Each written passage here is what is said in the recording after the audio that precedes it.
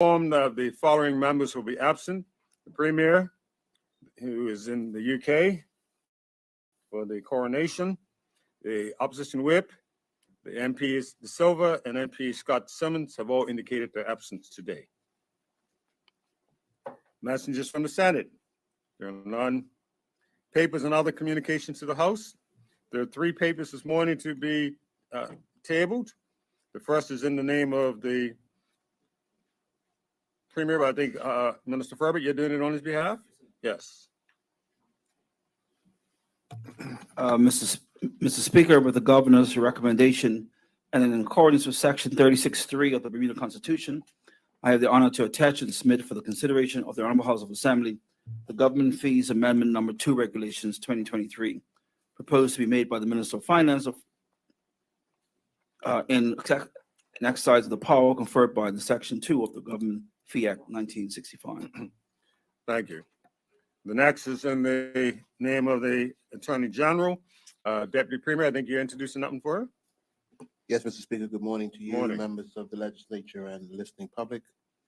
Mr. Speaker, with the Governor's recommendation and in accordance with Section 36(3) of the Bermuda Constitution, I have the honor to attach and submit for the consideration of the Honorable House of Assembly the Rules of Supreme Court Amendment Rules 2023 and exercise of the power conferred by Section 62 of the Supreme Court Act 1905.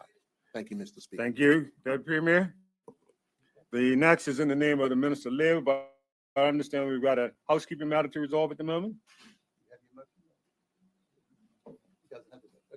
Okay. We'll come back to you once the matter's resolved, okay? Members are going to seek your indulgence in a minute to just come back to for the tabling of that paper. So we'll just move on and we'll come back to it. Petitions, there are none. Statements by ministers and junior ministers. This morning we have 6 statements. The first is in the name of the Minister of Economy and Labor. Minister. Good morning, Mr. Speaker. Morning. In the 2022 speech from the throne, the government committed to expanding the child daycare allowance program and continuing work to reform financial assistance. Today, I am pleased to table in this honorable house the financial assistance reform policy paper, which maps out the framework to strengthen the social protections for Bermudians. The changes will assist Bermudians with maintaining a dignified standing of living. Mr. Speaker, the recent pandemic placed undue hardship on many families in Bermuda, and as a result, the Ministry of Economy and Labor, responsible for the Department of Financial Assistance, is making progress in reforming the current programs to provide additional social and economic support to help families to rebuild and regain confidence, allowing them to be productive contributors in the community.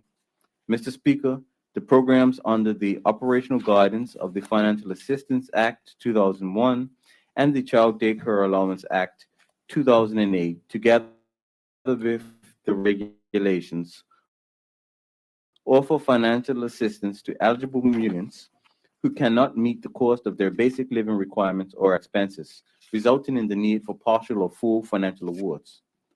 Mr. Speaker, the financial assistance reform strategy aims to chart a new course by making financial assistance a more lucid, effective, and efficient system that places emphasis on transforming and empowering those who have been determined to have a need. In order to ensure that Bermudian families are supported and are less burdened, this ministry proposes to make a number of changes to the current system with the ultimate goal of increasing access to the current social protections and the overall coverage of benefits.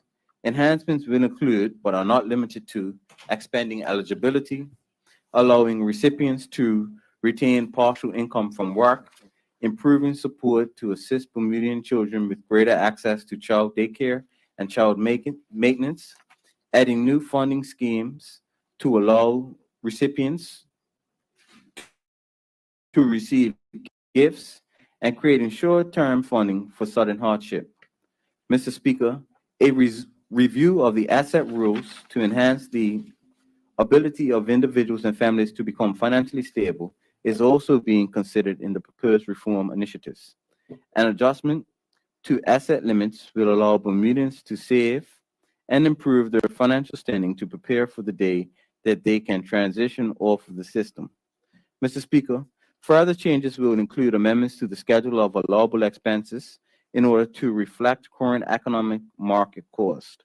Families will have greater support to meet their monthly obligations following the implementation of these changes.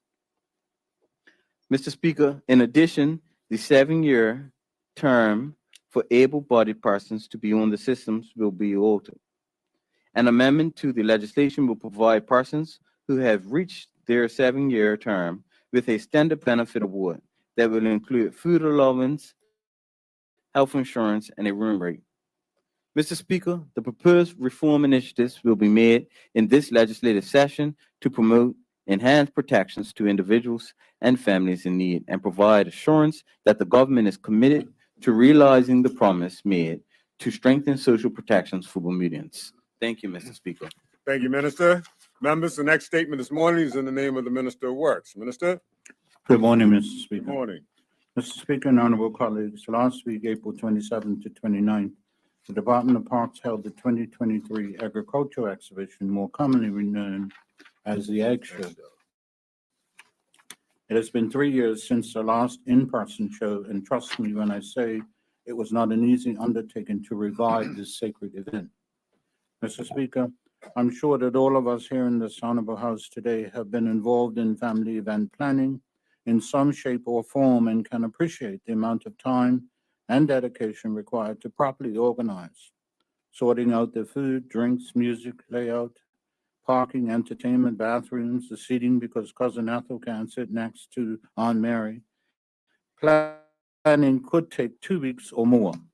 Now imagine taking this concept and increasing it to include over 10,000 strangers and only 12 weeks preparation time. Realistically, as the minister with responsibility, I'm delighted to say the Department of Parks pulled this tremendous feat off.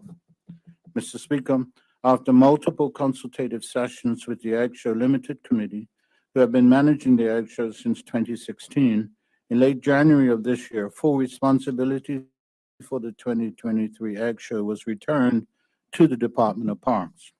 While ideally the department would have preferred more time to take over responsibility for this iconic event, they nevertheless accepted the challenge and moved forward expeditiously to meet the considered timeline, constrained timeline.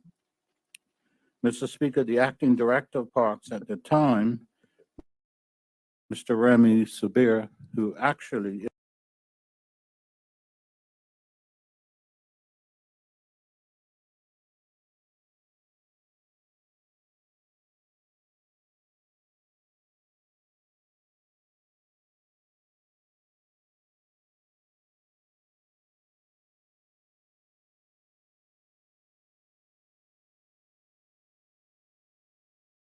director held numerous meetings and planning sessions with stakeholders. Mr. Speaker, to support even under these financially tumultuous times, the Ministry of Public Works made available $100,000 to ensure this time-honored tradition became a reality after several years. Let me advise fellow members that this event was unbudgeted in the last fiscal year, 2022-23, because up until January 2023, it was the ministry's understanding that the previous organizers would continue on in their full capacity.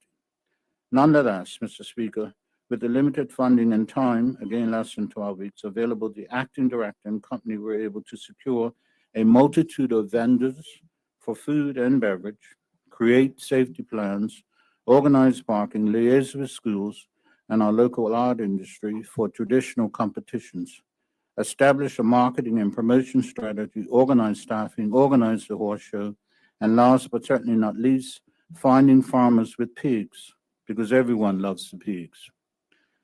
Just to put this into perspective, Mr. Speaker, the average time to organize the previous physical ag shows were about 10 months.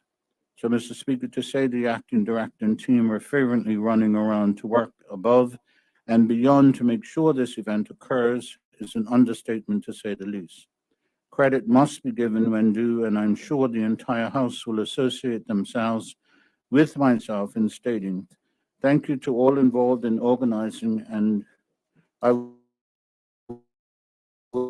would especially like to mention the former acting director, Mr. Remy Sabir, Ms. Kessel, Mr. Robert Paris, Ms. Georgette Haynes, Mr. Craig Burt, Ms. Joanne Smith, guest judges, and the entire Department of Parks staff, including those in the Skills Development Program, for the hard work, commitment, dedication, and sleepless hours you have contributed to put together the 2023 Ag Show. Mr. Speaker, I'd also like to take the time out to thank the vendors and sponsors for coming out, all of whom contributed to varying degrees to the success of this event. Thank you to all. Mr. Speaker, throughout the three-day festivity, over 10,000 tickets were sold for the 2023 Ag Show. This number would have been greater had there not have been the heavy downpour of rain on the third and final day of the exhibition. Now, Mr. Speaker, as we are moving into the pre-planning stages for the 2024 Ag Show, the ministry has budgeted $150,000 for 2023-24 fiscal year to continue our return hosting duties. As the Department of Parks currently has more time to plan and prepare, the general public can expect an improved and more refined experience with the 2024 Ag Show. Thank you again to all those connected in organizing this spectacle while acknowledging our local time-honored traditions. Thank you, Mr. Speaker. Thank you, Minister. Members, the next statement this morning is in the name of the Minister of Education. Minister? Thank you, Mr. Speaker, and good morning, colleagues, and good morning, listening audience. Mr. Speaker, I rise today to provide this House and the listening public with an update on education reform. I want to take this time to remind honorable members that education reform is critical to our country's success and provides our students with the tools necessary to thrive and succeed in their own country. We can only progress education reform with the collaboration of our stakeholders, such as aided schools, educators, parents, students, community partners, and businesses.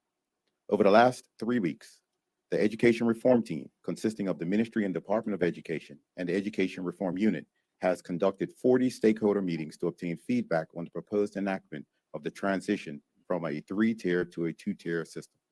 It may surprise some, but I am encouraged that some of these meetings that have been held with school communities over the past few weeks have been filled with passion and emotion.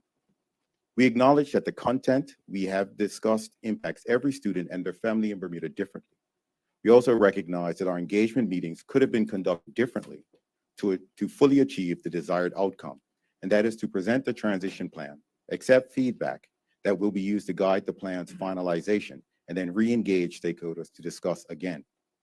For this, we wholeheartedly apologize, and to everyone that came out or has held subsequent discussions focused on the future of Bermuda's children and young people, we thank you. The feedback that we have received has been used to help shape this ministerial statement today. After an initial analysis of the nearly 700 responses and questions received via the online link and in person, it is clear we need to communicate more broadly about the following. Not just why reforming public education in Bermuda is critical, but why now and what might happen if we do not. What progress have we made thus far? Where are we up to now in that progress? What is coming next? And how every Bermudian can get involved. Mr. Speaker, as you and my honorable colleagues are aware, although many support the general vision of education reform in Bermuda, 3 questions are often posed whenever the topic of education reform is raised. 1, why are we doing this? 2, why now, when our children have suffered so much through COVID? And 3, why can't we leave the system as it is? Mr. Speaker, why are we doing this? Is a relatively easy answer. While we do see some students excel, the system we currently have in place does not serve all of our children well. Less than 50% of our children or young people achieve the expected standard at various points along their school journey as it exists today. The public education outcomes are not providing sufficient qualified candidates for employment in their industry. Less than 50% of children and young people achieve the expected standard at various points along the school journey as it exists today. The public education outcomes are not providing sufficiently qualified candidates for employment in industry. In fact, at a recent meeting with business partners, it was mentioned that the state of our public education system could play a role in whether companies are setting up in Bermuda or not. I am not dismissing the need for foundational knowledge, but this type of education needs to be improved for our young people to succeed in learning and life. And even if they were achieving better results than this, it would be against a set of metrics that have been built for the past. Many of the world's highest performing systems, some small island nations like ours, began this journey almost 2 decades ago. An example of this is Singapore. In 1997, education began to evolve from the colonial system of the past to a system that fulfills both the economic needs and supports students' holistic development, including academic achievement, character formation, societal participation, and self-actualization. In short, it is of critical importance to reform public education in Bermuda. Mr. Speaker, why are we doing this now, particularly on the back of the COVID pandemic? The current education system faces challenges that must be addressed urgently to ensure a better future for Bermuda students. Many jurisdictions have used the COVID pandemic as the springboard to shift seemingly previously described impossible to solve problems in their education system. They did not attempt to snap back to how things were. They learned, as we did, about new learning models, new forms of relationships with parents, and how to better leverage technology just as we have. For us in Bermuda, reform has been promised and attempted many times before, but it has still not met the desired objectives for all students. This is one of the contributing factors to our system being a highly inequitable one.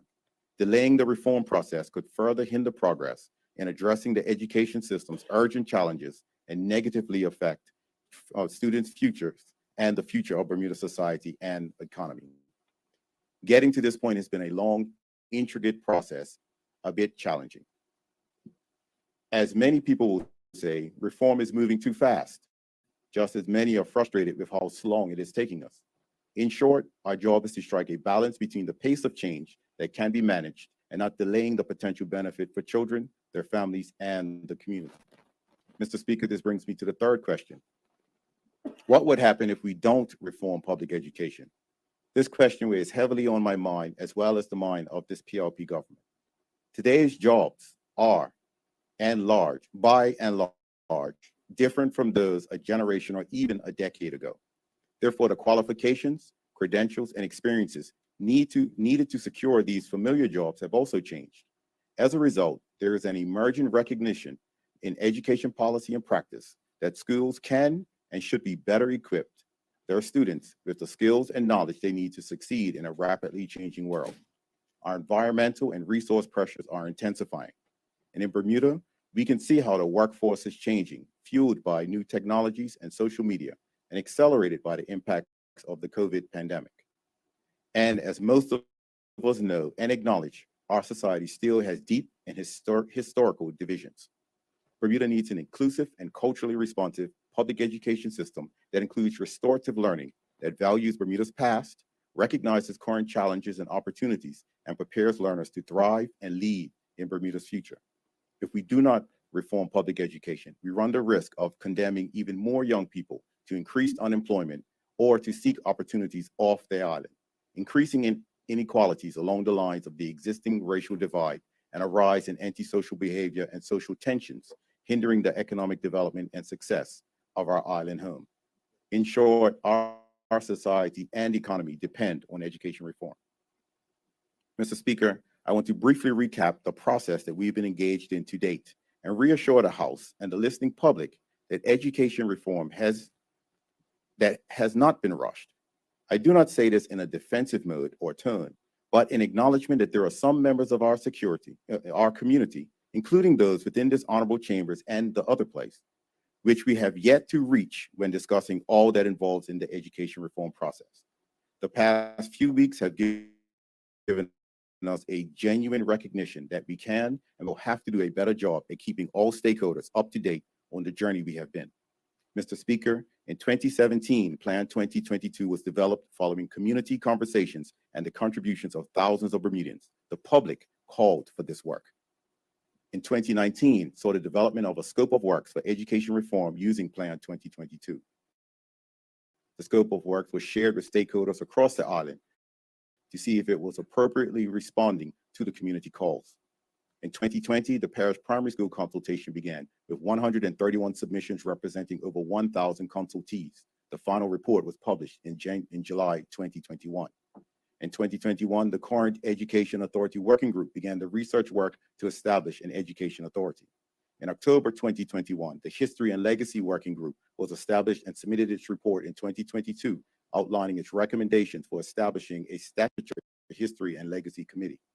In 2021, engagement on the possible signatures took place with over 845 participants across 20-plus sessions completed, and teams of people began working on curriculum, teaching and learning, assessment, and all other inside the building and classroom practices that were necessary. In 2021, school transformation teams were explicitly formed and focused on features and learning experiences for S1 of the Signature Learning Program at Cedar Bridge Academy and the Barclay Institute.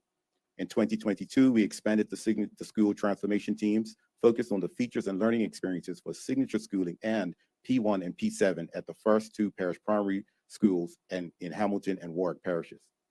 This school year, 2022-23, our school transformation teams have continued system policy working groups, and which have been expanded, and a new governance, leadership, and delivery structure has been put in place.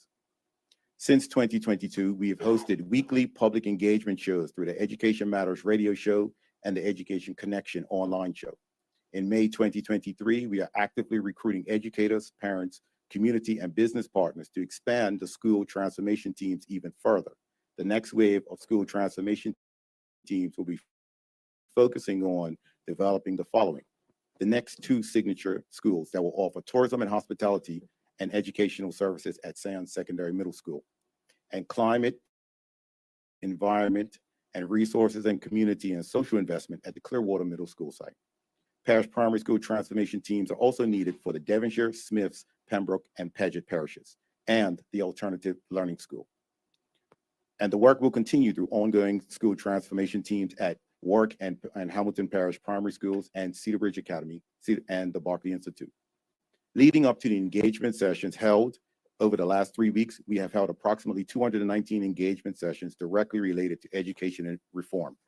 This includes 108 community conversations held to develop Plan 2022, 19 sessions to socialize the scope of works for reforming public education, 20 public sessions focused on the introduction of public parish primary schools, 20 public sessions focused on the identification of the appropriate signatures, 60 pop-up sessions led by the school transformation teams in the community at places like Dockyard, Kroll Gas Station, mosques, church, City Hall, and Warwick Pharmacy, to name a few, to test the features of parish primary schools and signature schools with the public. 10 parish council and PTSA sessions, which were paused to roll out the most recent communications and will pick up again in the coming months. Mr. Speaker, that brings us to our work at the moment. As I stated in my opening remarks, the past few weeks have seen us engage in 40 meetings to obtain feedback and responses to the transition plan from a three-tier to a two-tier system. The plan has been shared with internal stakeholders, lays out the timeline for the following: the opening of all parish primary schools, the opening of all signature schools, and the phasing out of middle schools. Many have asked why we chose this moment to have this specific conversation. While much work has been underway on what happens inside the buildings of schools in transition, the moment the first two parish primary schools in Hamilton and Warwick parishes begin to be phased in, which will start this September 2023, is the moment we have to start phasing out middle schools. We must look at the zone by zone implications for transitioning children from non-continuing primary school sites. At this point, our signature schools must be ready to accept them into 5 years of senior schooling. This is also true when our young people finish at the primary school in P8. While we acknowledge the transition plan from a three-tier to a two-tier system is just one component of the plan to reform public education, it is a critical one.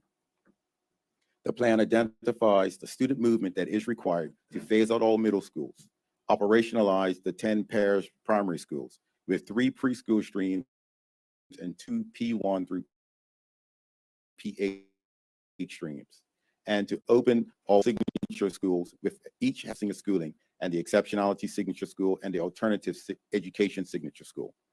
We acknowledge that these are difficult conversations and this kind of change is unsettling. The passion, care, and concern for Bermuda's children and young people is abundantly clear. We must recognize the declining birth rate and public school enrollment currently standing at 4,003 students in 2023 when compared to 7,715 students in 1988, and that human and fiscal resources are presently spread inequitably across 18 primary schools. Although it is uncomfortable, we must accept that to realize the outcome of our children and realize the outcomes our children and young people need and deserve, we must reduce the number of schools. Mr. Speaker, we acknowledge that all stakeholders need more information to grow confidence in the plan and approach for education reform. To this end, we will continue to meet with stakeholder groups most affected by the changes and community groups that are forming in response to education reform plans. Follow up in writing with all internal stakeholders so they have copies of information and share in initial sessions. Publish a series of frequently asked questions for all stakeholders. Begin the process of scheduling the next round of engagement with each school community. Understanding that unique circumstances depending on the parish being discussed and addressing each parish community considering these unique circumstances. Increasing our presence in the media and at community events. This will begin this coming Monday, where we encourage those visiting the Children's Reading Festival to come and find our tent at Victoria Park. As I stated in my opening remarks, we can only progress education reform with the collaboration of our stakeholders, so we hope to actively engage as many people as possible in the change process. Mr. Speaker, education reform is complex and at times disruptive work. It is not glamorous work, and it takes a long time to see the fruits of the labor. However, I want to thank those in the background and foreground working hard to make this happen. I also want to thank the teachers and supporters who have reached out over the past few weeks to offer myself and the team encouragement for the work being undertaken. We still have a ways to go, but the commitment remains as it did when the PLP committed in 2017 to reform public education and provide our country with a world-class 21st century public education system. When our first signature school students graduate in 2026, they will leave our system equipped for the challenges they will face. They will not just leave with a Bermuda High School diploma. They will leave with real-life experiences, internationally recognized certifications, micro-credentials, and critical thinking skills that will allow them to take their rightful place as valued and highly sought-after people in their country. Bermudians that are educated to lead personally and professionally and compete locally and contribute globally. That, Mr. Speaker, is the intent I believe all of my honorable colleagues want, and this government will do everything necessary to achieve it. Thank you, Mr. Speaker. Thank you, Minister. Members, the next statement this morning is in the name of the Minister of Transport. Minister?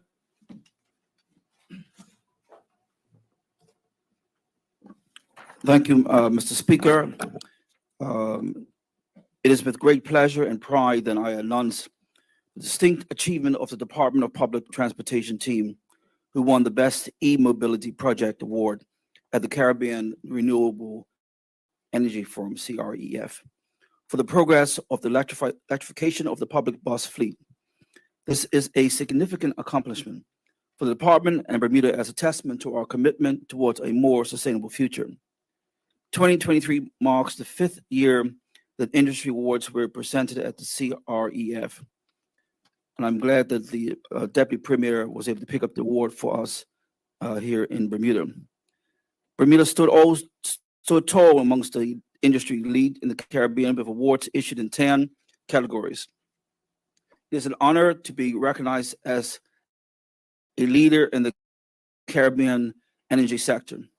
New Energy, the host of the CREF, considers those who have won leaders who are making a lasting impact on the development of resilient and renewable energy systems in the region. Awards winners are first movers, carving a path for project development in the region. Mr. Speaker, the E-Mobility Project Award, presented on April 27, 2023, recognizes the most innovative and sustainable project in the Caribbean region that promotes the use of electric vehicles and their associated charging infrastructure. The department's e-mobility initiative was selected from a pool of highly competitive projects. We're honored to be recognized as a leader in this field. This award is a recognition of our collective effort towards a more sustainable future, and we will continue to work tirelessly towards achieving our goals. Mr. Speaker, we salute the purchase and the one-year anniversary of the operation of electric buses in Bermuda on April the 4th, 2022. I'm delighted to report the level of momentum we have gained in the past year towards a greener, cleaner, and more sustainable transportation system. The introduction of the electric buses has had a significant impact on Bermuda, both environmentally and economically. These buses have reduced our carbon footprint, helped improve air quality, and have also provided a more comfortable and quieter mode of transportation for the people of Bermuda and our visitors. One of the most significant benefits of these electric buses is their contribution towards reducing our carbon footprint, as I mentioned before. Our commitment to sustainability is reflected in the reduction of CO2 emissions of 440 tons in the past year alone. This is a remarkable achievement, and we are proud to have taken this important steps towards a more sustainable future. Moreover, the introduction of electric buses has had a positive financial impact. By investing in electric buses over diesels, we have saved $222,000 per bus. Additionally, we have reduced our dependency on fossil fuels, savings $176,000. Mr. Speaker, the feedback from the people of Bermuda has been overwhelmingly positive. The electric buses are more comfortable, quieter, and have improved the overall public transportation experience. We are proud to provide a more sustainable, efficient, and convenient mode of transportation for the public. We will continue to work towards expanding and improving our public transportation system, which of course is signified by the next set of 40 electric buses arriving in groups of 10 from July 2023. In conclusion, I would like to reiterate my sincere gratitude to everyone who has made it possible for Bermuda to achieve such a significant milestone of successfully progressing towards the fully electrification of the public bus fleet. Most importantly, I would like to thank the Department of Public Transportation, Department of Energy, our partners RMI, and the public of Bermuda. We've come a long way in the past year, and we are committed to continue our efforts towards a greener and more sustainable Bermuda. We encourage everyone to embrace these changes and support our collective vision for a cleaner and more sustainable future. Thank you, Mr. Speaker. Thank you, Minister. Members, the next statement this morning is in the name of the Minister of National Security. Minister? Thank you, Mr. Speaker. Good morning. Mr. Speaker, I rise today to provide an update on the strengthening of the Royal Bermuda Regiment Coast Guard. Mr. Speaker, honorable members will know the Royal Bermuda Regiment Coast Guard launched in February 2020 as a Marine force for the protection and security of Bermuda's inshore waters, including 24-hour search and rescue capability. Mr. Speaker, while maritime security is a cross-government activity, the Royal Bermuda Regiment continues to progress the operational capability by training, international assuring assessments, self-sustaining maintenance practices, and routine operations.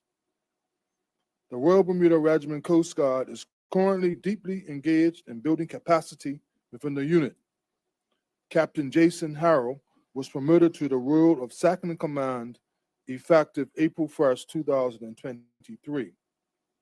The filling of this role reduces the risk of having a single point of failure in respect of leadership, command, and access to institutional knowledge. Mr. Speaker, 4 additional posts of boatswain's mate will be filled by June 5th, and a further 13 part-time officers will be integrated into the operational support diving section, 3 of whom are advanced open water divers. Notably, of the 13 part-time officers, 7 are Bermuda police officers, evidencing the continued multi-agency partnership required for a strong and effective Coast Guard unit. Mr. Speaker, the Royal Bermuda Regiment Coast Guard continues to evolve its engagement with the Blue Shield and has placed meaningful effort into expanding its operational footprint outward within the EEC. To this end, there is a continued focus on training and acquisition of modern equipment. Specifically, the team recently completed online training for UK Overseas Territory staff under the Blue Belt and Blue Belt Ocean Shield programs. This fisheries enforcement training was accessed through the UK Marine Management Organization Learning Management System. Further, Mr. Speaker, as with the land element of the Royal Bermuda Regiment, the Coast Guard engages in monthly training exercises, often with members of the international maritime community. Also, the Coast Guard engages in daily briefings on the Bermuda EEC fishing vessel situational awareness with the United States Coast Guard, 5th District, and the Maritime Management Organization. Mr. Speaker, officers continue to work towards certifications via participation in Royal Yachting Association courses. Between 2022 and 2023, officers successfully completed Royal Yachting Association courses at both the individual and advanced instructor levels. In January, Operation Support Divers undertook training in special response dive physiology and search techniques, with divers becoming rescue diver certified. Mr. Speaker, our aim is to build a first-class Coast Guard for the benefit of Bermuda, hence the significant focus on training. Over the past year, training has been robust and far-reaching. Supplemental training events and activities during the period include attendance at the Maritime Security Conference in Miami, St. John's Healthcare Provider recertification, Multi-Agency Gold Incident Command course, or MAGIC for short, oil spill training, deep dive wreck penetration, underwater navigation, body bag procedures, search and recovery, and body camera training. Mr. Speaker, the Coast Guard is actively enhancing capability via the acquisition and upgrading of specialized tools and equipment. In March, body camera commissioning was completed and the standard operating procedures are currently being documented and finalized. Further, an automated identification system was acquired and tested. Mr. Speaker, our vessel management system is in the process of being installed on the Coast Guard vessels for trial.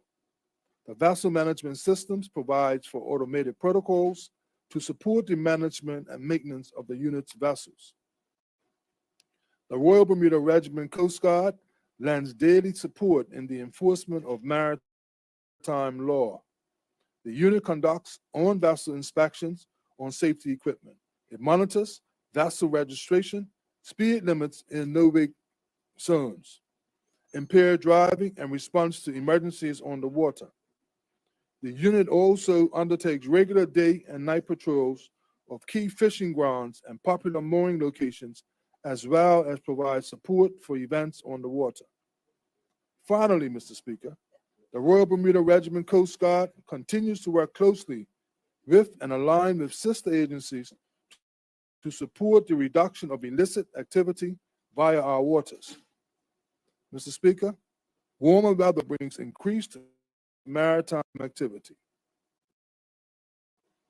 Bermuda can be assured that our Coast Guard is well prepared and is growing in capacity and capability with a focus on standards, operations, and a well-trained cadre of officers to monitor and protect our maritime environment and ensure the safety of all as we enjoy our summer season on, in, and around Bermuda's beautiful waters. Thank you, Mr. Speaker. Thank you, Minister. Members, the next statement this morning is that of the Minister for Tourism and Cabinet Office. Minister? Good morning. Excuse me. Good morning and thank you, Mr. Speaker. Mr. Speaker, I rise briefly to remind this honorable House that tomorrow is the much anticipated coronation of King Charles III, an event that is expected to attract an audience in the hundreds of millions. Mr. Speaker, the new British monarch was born Charles Philip Arthur George Mountbatten Windsor in Buckingham Palace in 1948, the eldest son of the late Queen Elizabeth II and Prince Philip, the Duke of Edinburgh. Mr. Speaker, Prince Charles was 9 years old when he was given the title Prince of Wales. He is now 74 and will be formally crowned on May 6, 2023, following the death of Queen Elizabeth II on September 8, 2022. Mr. Speaker, in ascending to the throne on the passing of his mother, Charles did not change his name as was previously speculated. He will be known as King Charles III. Mr. Speaker, although there are divergent views on the British monarchy, excuse me, both here and around the world, as a British dependent territory, this first coronation in nearly 70 years is a historic and significant event for Bermuda. Irrespective of opinions, this coronation will usher in a new reign that is likely to be very different from that of Queen Elizabeth II. Mr. Speaker, to commemorate this rare occasion, the Bermuda Post Office will be issuing a coronation stamp and first day cover later this month. The stamp will be entitled The Coronation of His Majesty King Charles III. Mr. Speaker, the Post Office is producing 1,000 first day covers and expects sales to be brisk and eventually to sell out, with stamp collectors and fans of the royal family eagerly awaiting its release. Mr. Speaker, the first day cover will be postmarked May 6, 2023 at issue to enshrine this important date in the history of the monarchy and the United Kingdom. Mr. Speaker, the Post Office is to be commended for having the foresight to issue a $35 King Charles III Express stamp in March 2023. In so doing, we were the first country in the entire Commonwealth to issue a high-value King Charles III stamp. Mr. Speaker, His Majesty King Charles III and Her Majesty the Queen Consort Camilla should be celebrated at this time, and our releasing this stamp is a fitting and proper way to do so. This stamp release will also memorialize the event for future generations of Bermudians. Thank you, Mr. Speaker. Thank you, Minister. Members, that brings us to a conclusion of the statements for this morning. Before we move on to the next item on the order paper, I'm going to ask your indulgence, as I had indicated earlier, so that Minister Hayward can table the paper that he was to table on the papers that we needed a bit of housework done on earlier. I think it's all sorted out at this point. Minister? Thank you, Mr. Speaker. Mr. Speaker, I have the honor to attach and submit for the information of the Honorable House of Assembly the Ministry of Economy and Labor Financial Assistance Reform Initiatives 2023, Strengthening Social Protection for Bermudians. Thank you. Thank you, Minister. Thank you, members, for your indulgence. The next item on the order paper are reports of committees. There are none. That now takes us to the question period. As we look at the question period this morning, there are two written questions that were down for an oral response today, but those questions are for the Premier, who is off the island attending the coronation, tomorrow's coronation. So those answers will be deferred until the next sitting. That moves us on to questions from the statements that are given today. And members, we do have statements for questions for today's statements. And we'll begin with the first statement this morning from the Minister of Labor and Economy. Minister MP Jackson would like to put a question to you. MP Jackson? Good morning, Mr. Speaker. Good morning. Yes, I have a couple of questions for the minister around the financial assistance statement. In particular, I'm interested in the reform strategy that he mentions.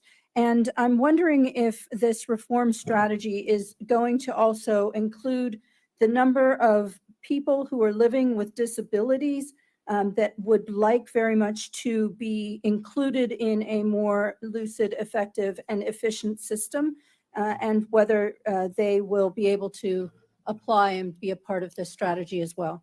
Thank you. Minister? Mr. Speaker, the disabled community in Bermuda is the second largest group of recipients on financial assistance. As a result, all of the benefit changes that pertain to payouts to individuals who are on financial assistance will also benefit those individuals. Thank you, Minister. Supplementary? No supplementary, but I have a second Second question, go right ahead. Thank you, Mr. Speaker. My other question is around asset rules. I would like to ask the minister if these asset rules may include allowing seniors who are on financial assistance or are in need of financial assistance to be able to hold on to their real estate assets, if they will be able to live in their own homes but be able to apply for financial assistance in order to survive. Minister? Mr. Speaker, seniors who currently possess a home are currently eligible for financial assistance. And as a result, I think that the question doesn't accurately reflect what is taking place within the current system. Supplementary? Yes, I'm wondering if the minister might be able to tell us what's actually happening in the system. Minister? Mr. Speaker, that statement is extremely broad, but I'll attempt to answer it. Okay. What is actually happening in the system Mr. is, Mr. Speaker, Mr. Can I Speaker, have some point of protection? clarification, Yeah. as it pertains to seniors and their real estate assets and being able to have financial assistance. Okay, she tried to define it so it wouldn't be so broad. Minister? Mr. Speaker, currently, if a senior possesses a house, which is an asset, that senior, if the individual is over the age of 65, is eligible for full benefits under financial assistance. Second supplementary or new question? No further questions, thank you. Thank you. Minister, that was a conclusion of questions for you on that statement. Thank you. The next statement is more than his questions, is the Minister of Works. Minister of Works, MP Kenner would like to put questions to you. Thank you, and good morning, Mr. Speaker, colleagues, and Bermuda. My question is, and I want to give accolades also to Remy Sabir and his team for the Ag Show. I had the opportunity to attend and had a great time with my grandkids. Does the minister have any idea of the total revenues that were attained through the entrance fees and concessions? Minister? Mr. Speaker, I have no idea of the concession fees. That's not something that those entities would report, but I do have full details so far initially on the attendance records and the money raised. And so I'll give the broad totals, and I'm quite happy to share all of this information with the Shadow Minister if he so wishes. On the first day, there were 889 adults tickets sold and 773 seniors or students, for a total of $8,890 from adults and $3,865 from children or seniors, for a total of $12,755.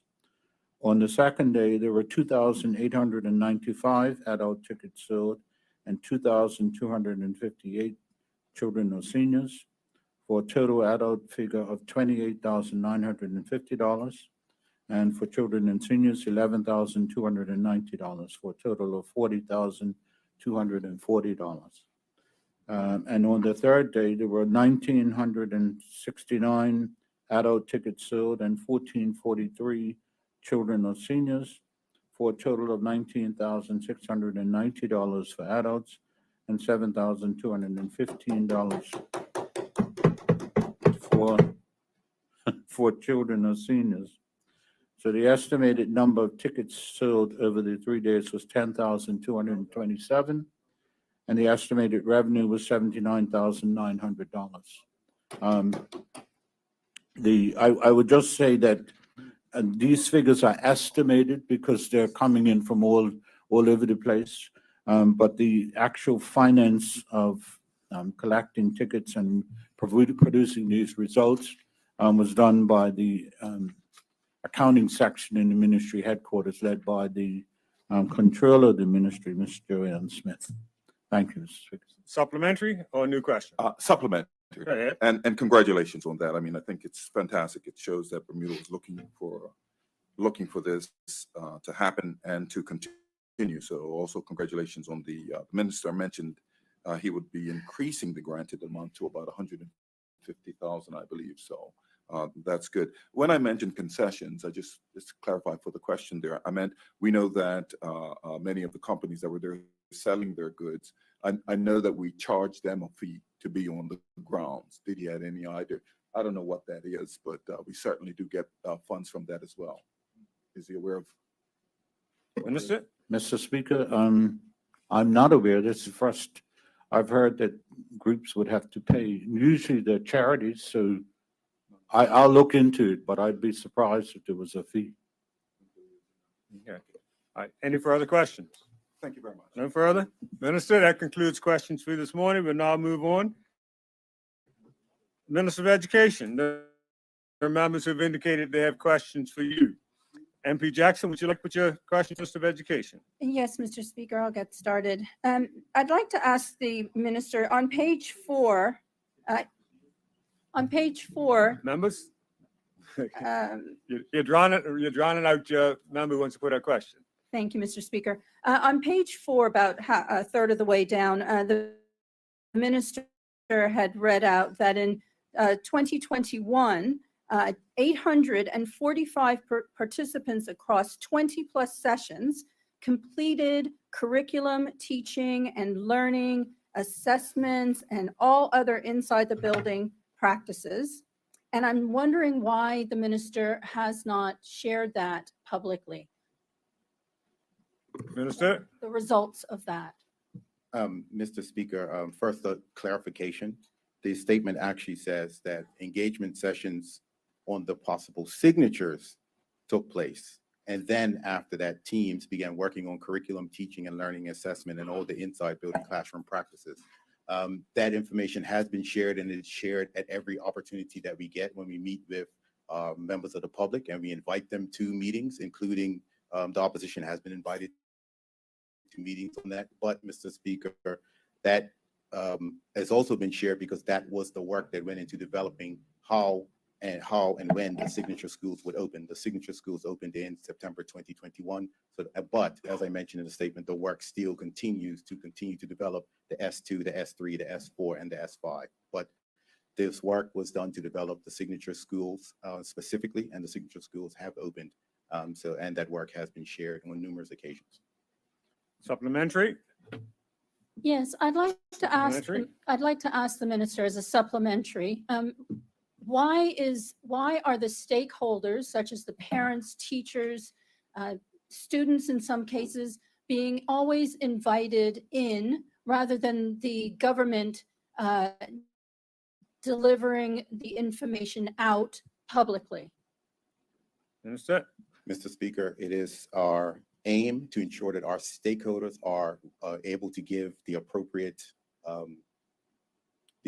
comments on the plans as we go forward, and the stakeholder, because the stakeholders are the ones that help develop the plan moving forward. Once the stakeholders have had an ability to say what it is they would like and give their feedback, and we have had adequate consultation with them, we then make public statements to the general public on what those meetings, what happened in those meetings and what direction we're moving in.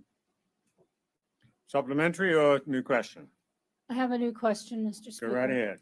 Further down on page 4, the minister had mentioned that in May 2023, there's going to be active recruitment of educators, parents, community, et cetera, in order to introduce and discuss the next wave of the school transformation teams that are going to be focusing on the next 2 signature schools, which are on tourism and hospitality in the West End at Sands Secondary, and climate, environment, and resources in the East End. So my question to the minister is, making an announcement like that, how does he propose getting around the pushback that any child who may live in the East End is going to have to travel all the way to the West End in order to go to tourism signature schools, and vice versa, a child in the West End who may want to study biosciences and such will have to travel all the way to the East End? And that something that may sound as simple on paper as that could be a major pushback in the community. And I'm wondering how the minister is hoping to handle that. Minister? Mr. Speaker, I may not be as old as the member that did speak. And so I may not be as old as the member, but I do recall a time when we had eight high schools, and it didn't matter where you lived. You could go to the high school that was assigned to you or the high school that you applied to. One of the purposes of education reform is to remove the geographic restrictions that have been placed that the community has asked to be removed. And so what we are trying to put in place is a system that if a signature speaks to you and a signature is something that you are interested in, you are able to travel to that signature wherever you are. However, we do acknowledge that as we continue to develop this, the ability to pursue the minors while whistled at a different school will be possible.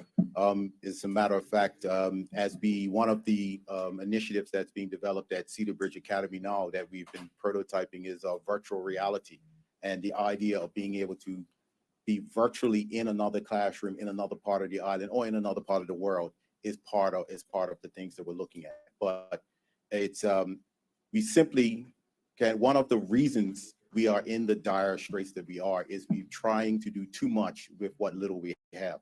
It is just not feasible for us to have every signature at every school. It's just not feasible for us to do that. And so this is something that we're looking forward to introducing. So provides our children with more options than just going to a school that's in their neighborhood, giving them an opportunity to explore and get to know persons from other parts of the island. Supplementary? Yes, Mr. Speaker. Go ahead. Based on my age and having been around a little longer than the minister, I can say that the economic and social environment of decades past was much more secure, much more lucrative. People lived as a community. They weren't working so hard. They didn't have to spend so much money. And so I'm asking the minister that given today's major cost of living increases, the strain on people to work numerous jobs, the inability to afford transportation to get around the island is going to be a concern for a number of people in this community. And I just am seriously asking the minister if he is considering the fact that there's going to be pushback from this community because going to the East End and the West End in order to attend school, it may not be the best option, and whether he is actually going out there and getting the feedback and working with the community to come up with the right solution. And I'd like to also say that we have Point of plenty, order, Mr. Speaker. plenty of information. Point of order? Point of Mr. order? Speaker, the honorable member's going on a monologue. This is question period. Point taken. Member, if you can just wrap your question up, you wrap your comment into a question. Mr. Speaker, I would just like to ask the minister how he's going to handle the pushback from the community when he makes the announcement that he wants children from the East End to travel to the West End and the West End children to travel to the East End in order to attend high school. Thank you. Sir, your question is how we handle the pushback. That's it. Thank you, Mr. Speaker. And for some, that is a good question, Mr. Speaker. Mr. Speaker, the signatures that were decided on by public consultation were announced in 2020. It is now 2023, and actually, that's the very first person who's raised that particular comment. I'm not saying there are other people that are not thinking that, but it is something that will be taken into account as we speak. Well, she said foresight 3 years too late, because Members, let the member speak. And also, Mr. Speaker, I will remind honorable members in the House that all school children catch the bus at no cost, Mr. Speaker. So in terms of cost of transportation, it's no cost to our students, and that is both public and private. So to get around on the bus doesn't cost anything. Supplementary? Supplementary? Yes, put your supplementary. Supplementary, Mr. Speaker, and good morning to you, colleagues and listening audience. Can the minister confirm reports in the media today that East End students will not be moved, East End primary students will not be moved to Whitney? Minister? Mr. Speaker, as I responded to the news, the Borough Gazette, I'll respond to that member. We are still analyzing the questions that have come in. I mentioned in my statement of over 700 questions that have come in. We will analyze those, and the sole purpose of having those engagement sessions was to get feedback so we can go back to the communities and listen to the feedback and present and change if we do care to change, Mr. Speaker. Supplementary? Yes, Mr. Speaker, but I take that answer as no, it can't be confirmed. So I appreciate the minister's answer that they will take the feedback on board. Can the minister give the assurance that at the west end of the island, their feedback will be taken on board as well? Minister? Mr. Speaker, all stakeholders that give feedback is taken into account. Thank you. Supplementary from anyone else? None? Supplementary? Thank you, Mr. Speaker. Just wanted to know from the minister then, why was the solution to send the kids, East End kids, to Whitney before it had been approved by the Whitney board then stated? Minister? Mr. Speaker, as I spoke about this particular process, it's very intricate, it's very hard as we move forward, and there are a lot of moving parts. We spoke with the Whitney board prior to speaking to St. George's. And while we did not have assurances for them, they had told us that they would look at the various ideas and come back with a solution and come back with their opinion at a later date. At that point, we continued on, Mr. Speaker. And as I said, all stakeholder feedback has to be taken into account as we continue to evolve the transition plan that must take place in order for us to progress education reform. Supplementary? Yeah, supplemental. Then why was that not then at the meetings told to the East End schools, that actual answer? They Minister? should have been, in other words, why were they not informed that the board was then taking a look at it? It came across as if it had already been done. Minister? Mr. Speaker, the statement that I read today apologized and made very clear that some things that have been done could have been done better and done differently. And we have taken that on board as well as all of the other comments. And when we go back and talk to the relevant stakeholders, we will learn from what we did not, the missteps that we made moving forward with education reform. Thank you. Supplementary? Thank you, Mr. Speaker. Likewise, Mr. Speaker, can the minister confirm that reconsideration will also be given to West End Primary School? Mr. Speaker, as I said, we're taking all feedback into consideration and we will be continuing to have meetings with stakeholders. Supplementary? None? MP Kendall, did you want to put your question down? Okay. Oh, I'm sorry, MP Jackson, that's right. We want your question, sorry. Thank You still have a third question to put. Would you like to put your I third sure- question? Yes, thank you, Go right Mr. ahead. Speaker. I have a question. I would like to ask the speaker why there is The absolutely. minister.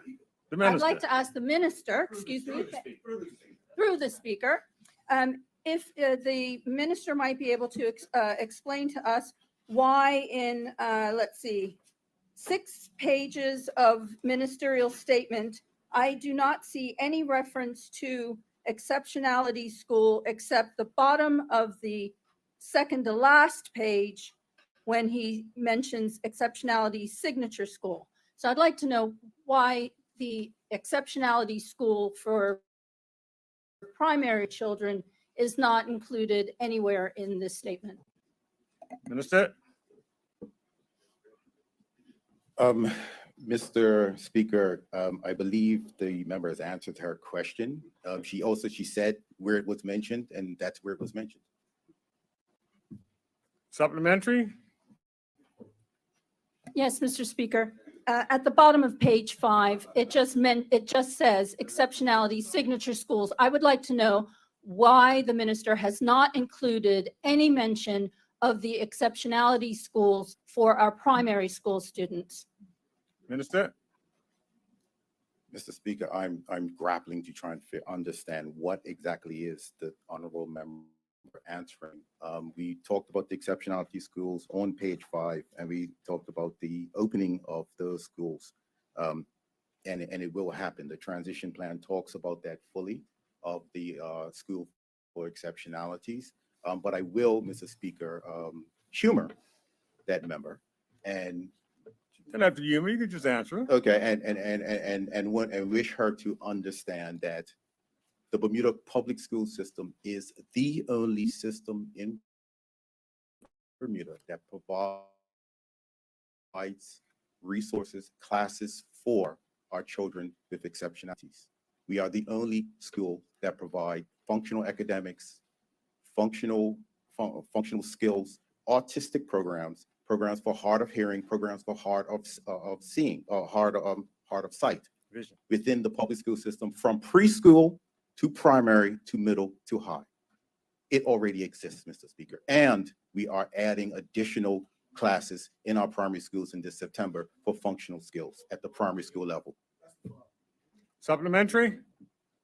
Yes, and I'd like to ask the minister why he is not making the exceptionality school, because it is the only source of support for many of our students and our most vulnerable, why this is not a priority and spoken more about in the community.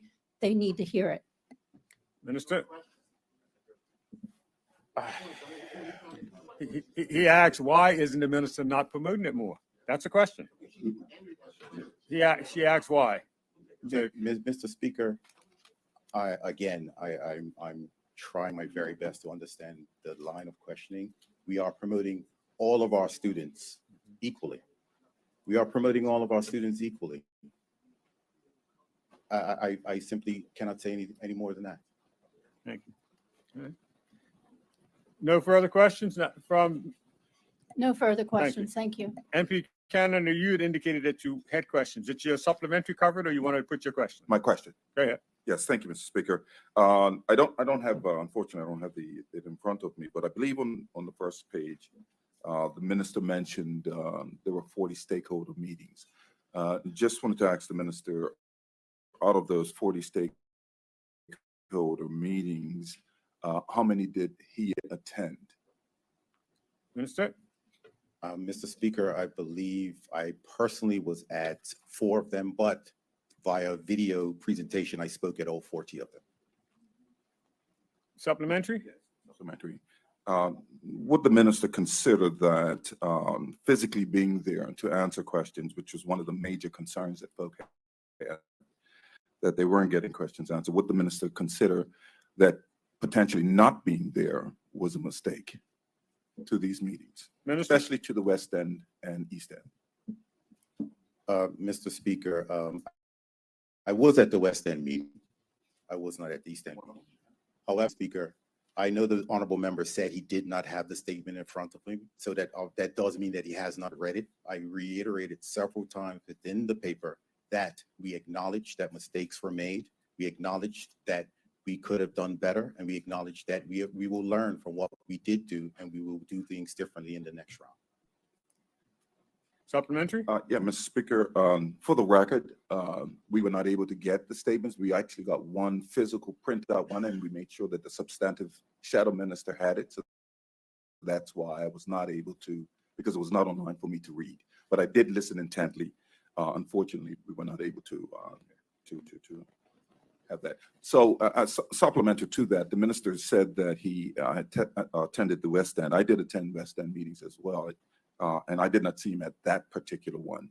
Of the number of meetings that were held for the West End and the East End schools, how many of those did he attend?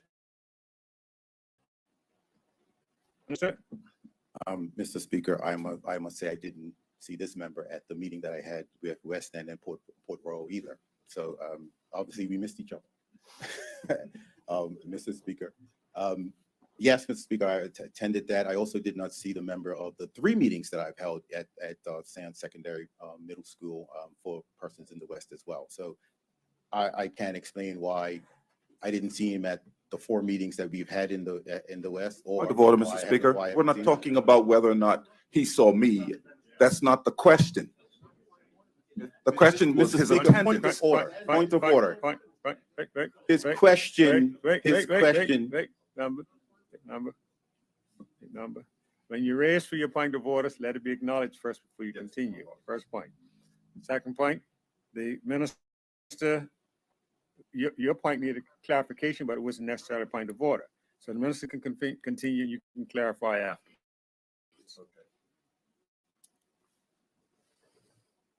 Mr. Speaker, I don't even know where we are at this moment. All I can say I is think that you're just making reference to the all I number of can say meetings is that we've held you did attend. meetings. I have attended some of those meetings. The honorable member is saying he attended some of those meetings. We didn't see each other. I don't understand what he's asking. Any further supplementaries? No further supplementaries? Minister, members, thank you for your exchanges on that statement. That brings us to an end of that statement. Members, the next statement that had questions this morning is the Minister of Transport. MP Jackson, would you like to put your question?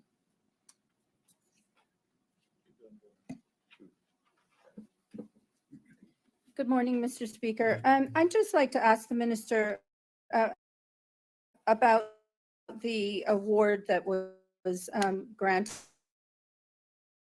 to the Bermuda Transport Department for its electric. They're saying that there was the department's e-mobility initiative was selected from a pool of highly competitive projects. Just wondering if the minister might just give us a few of the other competitive projects that are out there in the Caribbean, just to give us some comparison. Speaker, I do not have that answer. You want a supplementary or supplementary?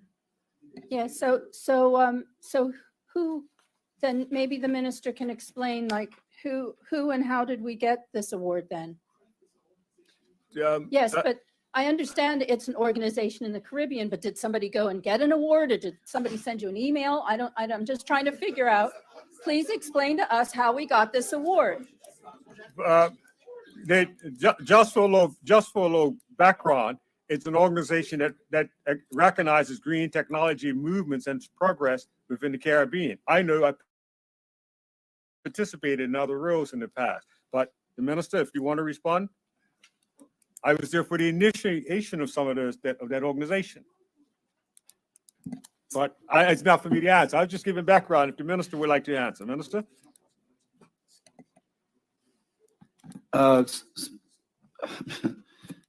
Speaker, I don't even know how to answer that question, but I know that the deputy premier was in Miami, and he picked it up on behalf of the Ministry of Transport.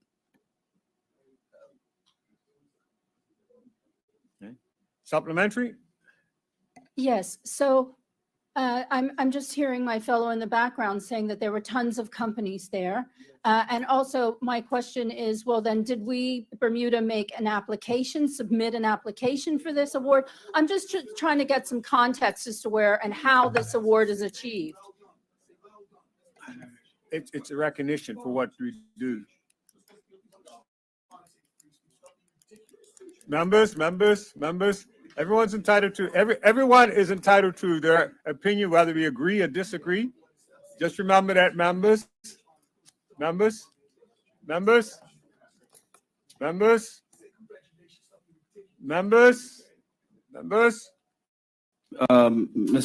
Speaker, I will answer that. Last year, the Barbados, I believe, received the same award that we received. And countries from time to time may send in information to the group, the Caribbean group, and we received it this year. Thank you. Any further question?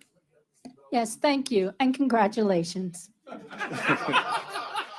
Okay. Minister, I believe that brings us to a conclusion of questions for you this morning. The next statement this morning is a statement from the Minister of National Security.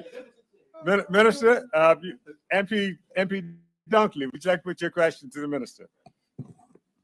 Thank you, Mr. Speaker. I'd like to congratulate the minister on continuing to move the Coast Guard forward. I'm sure there's somebody that sits just behind me that's pleased to see the update on it. Question to the Honorable Minister. on page 4, the minister mentioned the automated identification system. Can the honorable minister please give some background on the cost of the system? Because I understand the cost is viable in some jurisdictions. It could become less viable because of the installation and training costs. So can the minister please provide a bit of an update on that? Thank you. Minister?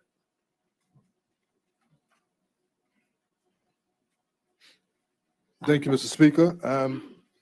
I cannot provide, I don't have the exact course in front of me, but we are definitely in the early stages of putting the Coast Guard in place, and we are putting different systems in place. So if I need to produce the exact course, I will do that at another time. Yes, and we do have a budget for it. Yeah. We will, I'll produce it at another time. I don't have the information in front of me. Supplementary? Thank you, Mr. Speaker. The minister did give an undertaking to provide a budget and a cost. I appreciate that. Supplementary, Mr. Speaker. Mr. Speaker, will it be mandated that all vessels that travel through our waters will have the sensors in them, Mr. Speaker? Because obviously the AIS system does not work unless the vessel and the onshore location has a sensor. So I don't know if it's currently mandated worldwide that all vessels have the sensor. So can the minister give an update So on your that? question is whether it's mandated for them to have it. Correct. Travel in Bermuda waters. Minister? Mr. Speaker, again, I don't have that information in front of me, and I will undertake to do that. I'm trying to move the Coast Guard forward, but I'm not the real expert on it. Understood, Sup- Mrs. Okay, Supplementary, last supplementary, and then I'll, supplementary? yes, last supplementary, and I'll have another question after that. Last Well, supplementary. let me accept, is MP, opposition leader, is your supplementary related to the first supplementary? Okay, let me take yours first. Thank you. Can the minister confirm whether or not when vessels are in our waters and the AIS is turned off, whether there are any penalties for being in a jurisdiction with the AIS systems turned off? And if there is no penalty, can you also investigate that with the Coast Guard, as he said he was doing? Thank you, Minister? Mr. Speaker. The systems are still being developed. We are still in the early stages of the Coast Guard. So as they develop, I have no problem on undertaking to bring the developments as we mature and putting our Coast Guard together to the house. Supplementary? You good? MP, you can continue if your second's up. Thank you, Mr. Speaker. To the honorable minister, as the honorable minister said, the system is still being developed. What is the anticipated range of the AIS system once implemented? Minister? Thank you, Mr. Speaker. As I had earlier suggested, that the system is still being developed, and as we finalize those kind of items, we will definitely bring them back to the House.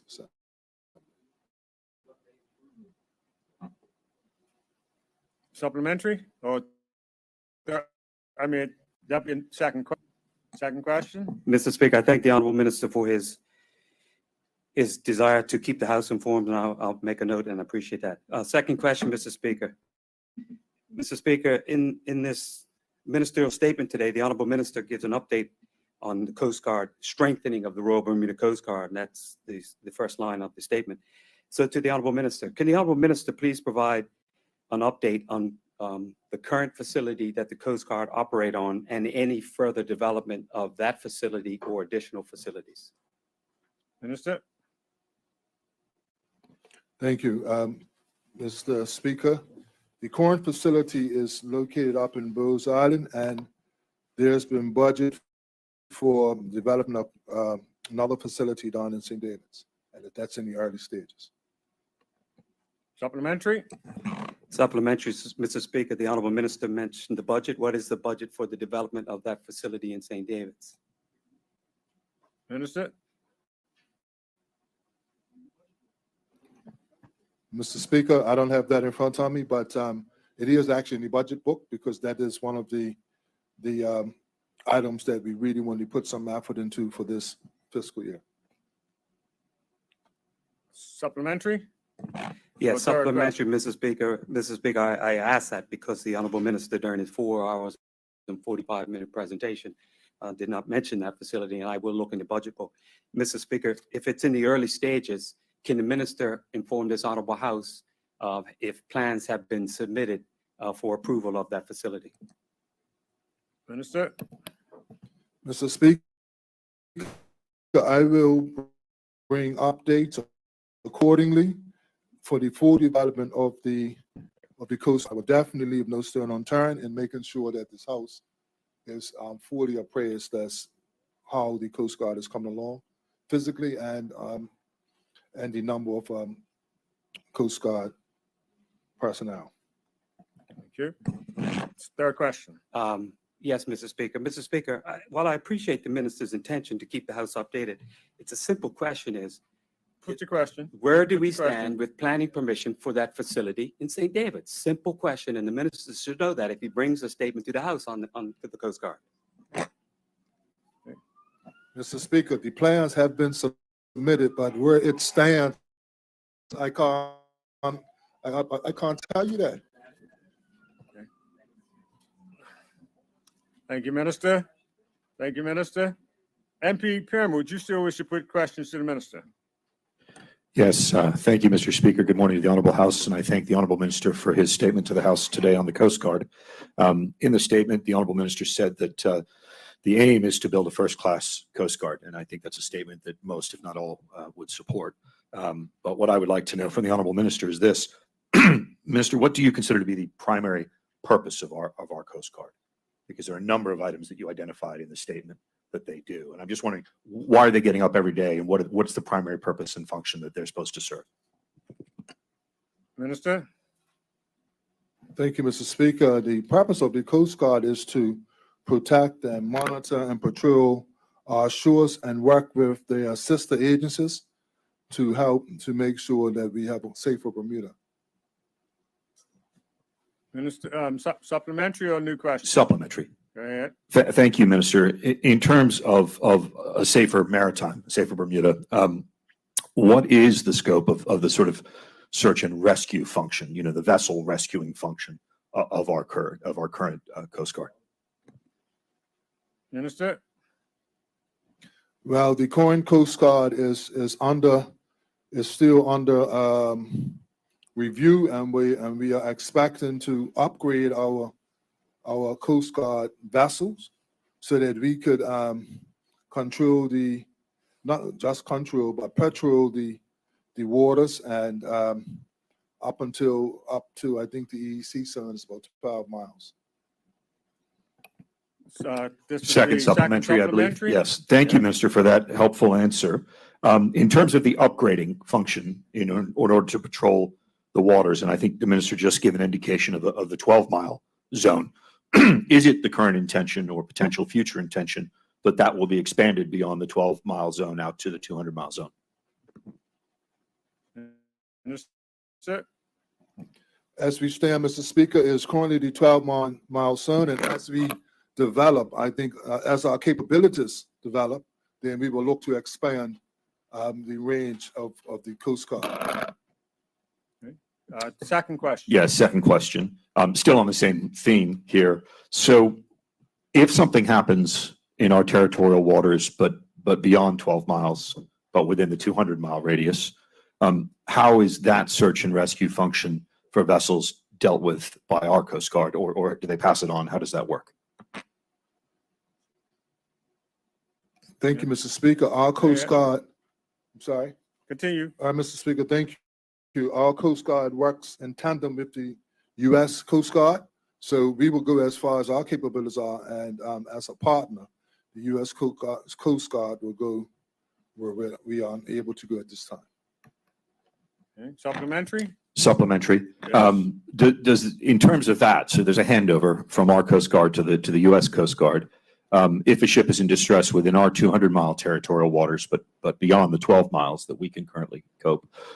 What's the sort of response time for the U.S. Coast Guard? Are they at a fixed station? Would they then come, or are they out in our territorial waters, our 200-mile territorial waters in any event?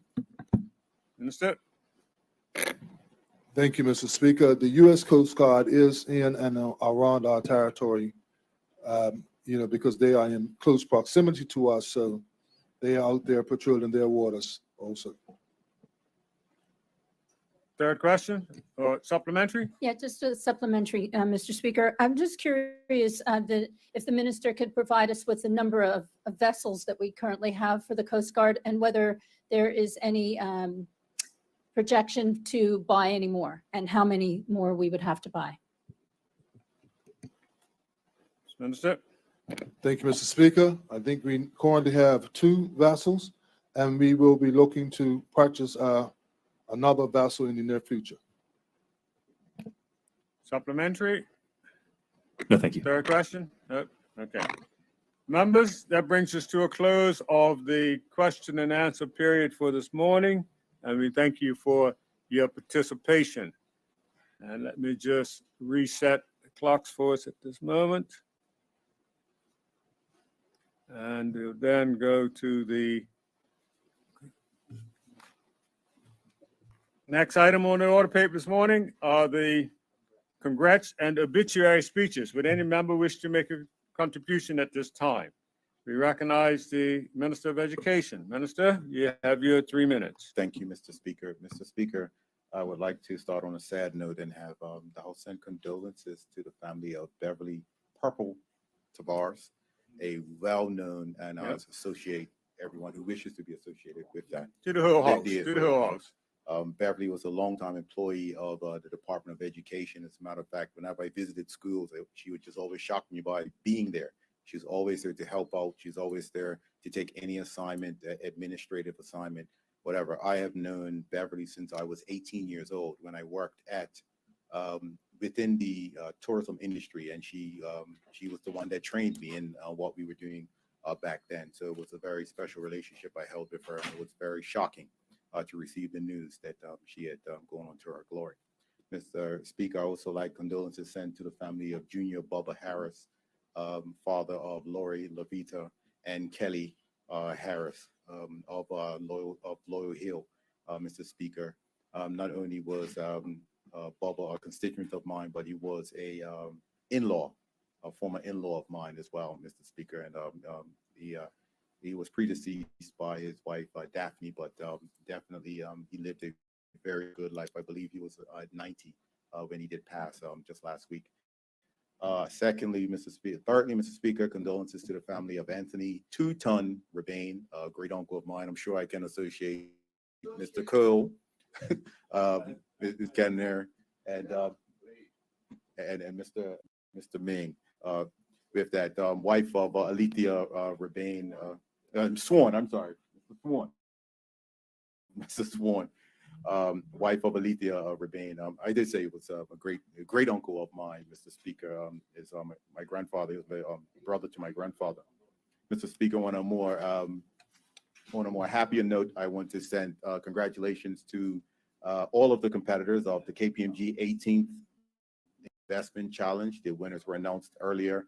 The winners were announced yesterday, Mr. Speaker, and I'm pleased to say that public schools took the 3 of the top 4 spots, with Cedar Bridge Academy taking the #1 spot for with only 2 members, which was amazing to me, of Samar Tavares Place and Chelsea Miners, Mr. Speaker. But also very special for this competition was the first time a middle school had entered, and that was Clearwater Middle School, who finished 4th, Mr. Speaker. Second place was Work Academy, and third place was Bermuda Barclay Institute, and that was out of 15 teams. Mr. Speaker, I do encourage all members and the public to visit the Bermuda Society of Arts gallery in City Hall for the middle and high school annual art show that'll be on display from May 2nd through the 16th. I also encourage persons to look out for posters for Springing into the Arts that'll be happening throughout Bermuda over the next Thank you, Minister. MP Lister, okay, you're the only one rising. Would you like to make your contribution at this time? Good You have morning, your Mr. 3 Speaker. minutes. and Good morning to the listening audience. Mr. Speaker, as always, with sadness, having to find out that someone has passed. But Mr. Speaker, I was surely shocked this morning to open the World Gazette and in the obituary, seeing someone that I knew had passed, a young person. So I was really shocked by that. I would like to send condolences to the family of Mr. Robert Randall Fox in his 45th year of 30 Cashew City, St. David's. I know him, even though it's from the other end of the island. I do know him. I worked 3 years with him, over 20 years ago, Mr. Speaker. When I was in high school, I worked in the summer program at Parks in the Department of Parks, and I used to cut the grass at all the schools in the western end of the island. And he was, and I associate MP Mean. He was, I mean, I associate MP Swarm. My apologies, MP. But Mr. Just Speaker, talk this way. Direct your but Mr. comments this Speaker, way. You'll be all I right. spent 3 summers working with him, and he, as earlier mentioned by MP Jackson about exceptionalities, he was deaf, Mr. Speaker. But with working with him for 3 years, 3 years, throughout 3 summers, I should say, Mr. Speaker, 3 summers. He was deaf, but you would have never known, Mr. Speaker. I can sit and have a conversation with him, we would joke around. I associate MP Fogo also. So, Mr. Speaker, again, it's with sadness I had to find out in the paper today that he had passed, but I send condolences to his family on the loss of their son, brother, uncle, Fran. Also, Mr. Speaker, send condolences to the family of Ms. Cora White of 47 Middle Road, Southampton. I also know her, Mr. Speaker, as she was not a Sunday school teacher, but she was raised my cousins. I would say, Mr. Speaker, she was a live-in housekeeper. I can't remember the exact phrase. So I know her from young, growing up. And again, send condolences to her family. And last but not least, Mr. Speaker, send condolences on behalf of my family to the rest of my family for the loss of my uncle, Michael Showers, who was buried this past Sunday. Mr. Speaker, very sad moment for us. Even myself, I had to read through tributes, and I wasn't even able to get them out, Mr. Speaker. It was a sad moment. But again, condolences to those 3 persons, to the family of those 3 people, Mr. Speaker. And I will take my seat with that. Thank you, Mr. Speaker. Thank you. Judge, right on your 3 minutes. Deputy Speaker, you have your 3 minutes. Thank you, Mr. Speaker. Mr. Speaker, I would like this House to send condolences to the family of Ms. Madge Daniels, long-time resident in Hamilton Parish. Certainly she'll be sorely missed and she was from Somerset, I believe, but she came to live in God's country.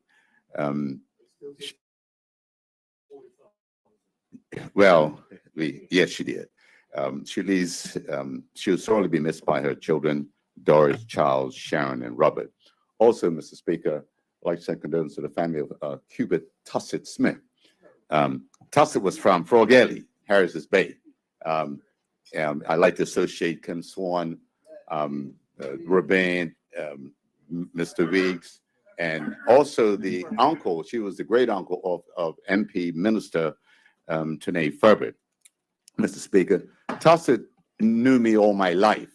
We were neighbors, and he was very, very pleasant, always pleasant. I never seen him vex at anything. He was always laughing and joking, Mr. Speaker. Probably one of his first jobs was down Mid-Ocean when he worked in the caddy shop.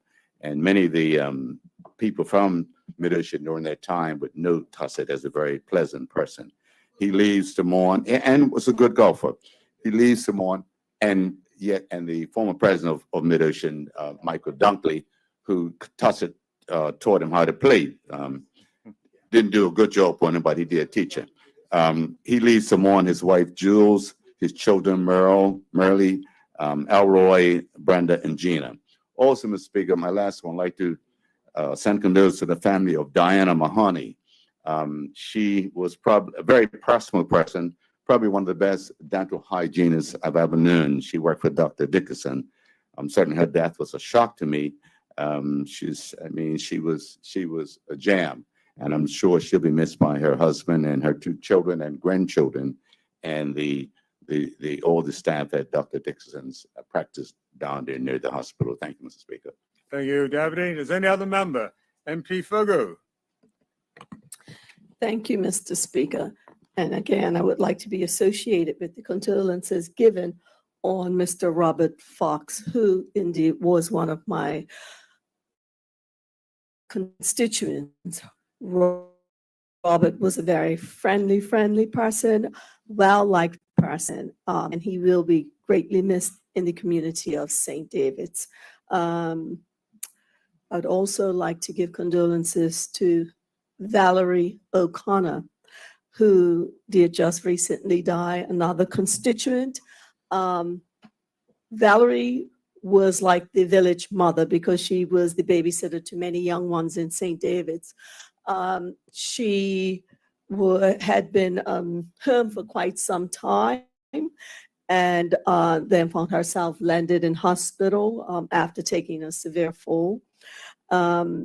Valerie, while she was at home for years on end, knew everything that was going on in St. David's. I used to just shake my head and wonder how, but Valerie will be greatly missed. And lastly, I'm sure this person was mentioned previously, but it would be remiss of me if I didn't ask for condolences to be sent to the family of Corrine Richards, who also was a constituent and died earlier this year, had a stellar career in nursing, I think for over 40 years, worked at the hospital.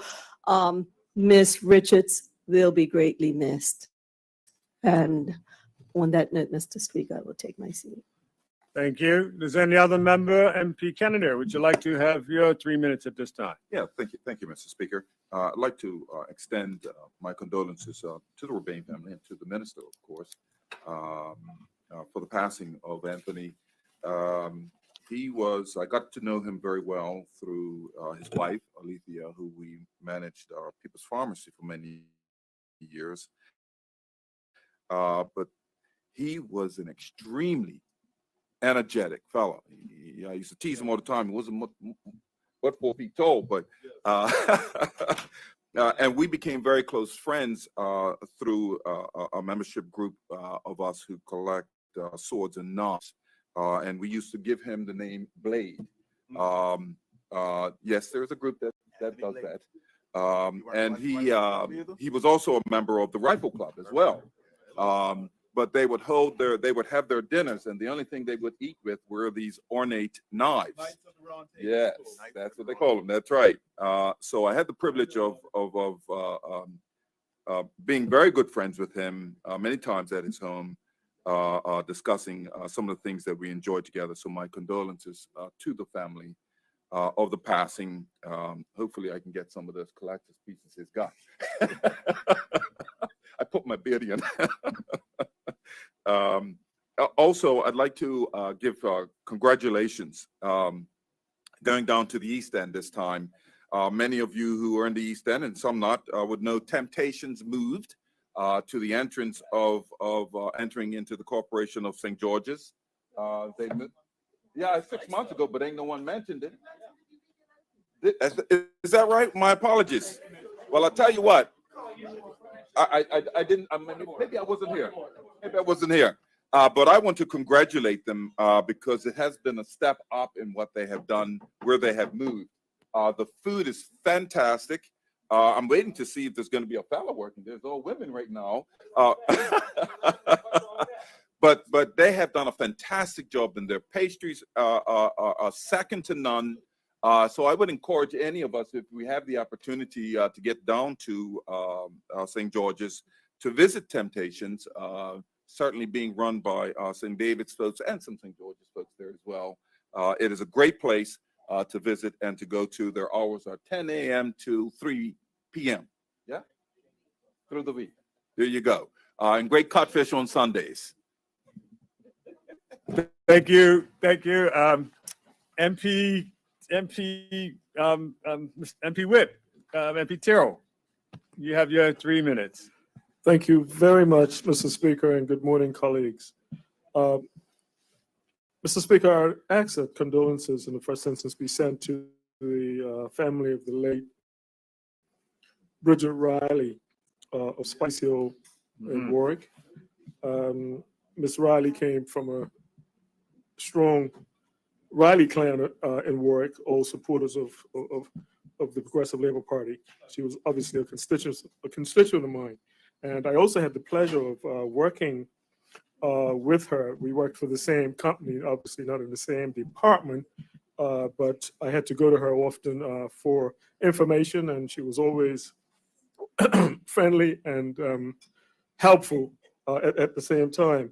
I certainly feel Bridget, as I affectionately call her, has left us much too soon. She will be missed by her very large family and friends, and especially her daughter, Tasha Sherrill, who's actually on my branch executive. So I have a very close association with them all. So I do hope my friend rest in peace. On another note, Mr. Speaker, I would ask congratulations, or in fact, I offer congratulations to the teaching buddy and school buddy, the student buddy of Purvis Primary School in Warwick.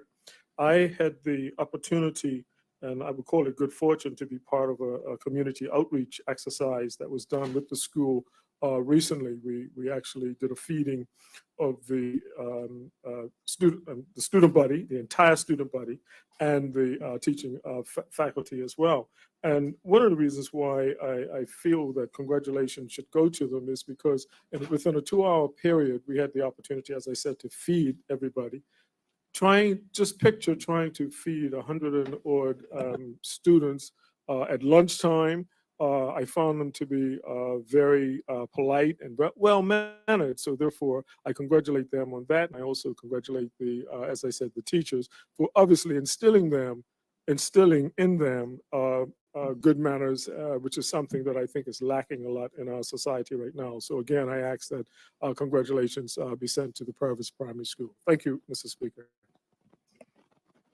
Thank you, MP. Thank you, Mr. Whip. MP Jackson, you have your 3 minutes. Thank you, Mr. Speaker. I would like to Okay. send out some good congratulatory remarks. And the first is to Mr. Joseph Matthews. He's a senior technician at the Public Transportation Board, and he's just celebrated 50 years as a mechanic at the bus depot. And I want to send him out best regards. And in his reflection over his career, one thing that really stood out to me was the East Broadway bus depot. I don't know if people remember that, but that was a big part of his beginning in his early days. And I certainly had a smile on my face as I was reflecting on him and what he was doing and the East Broadway depot, because that was a huge part of growing up in Bermuda. It was one of the more exciting places to drive by as a child. And so I certainly want to send him congratulations. I wish him all the best. I understand that he is now pursuing and very much involved in the electrification of buses. So he has diversified his skills.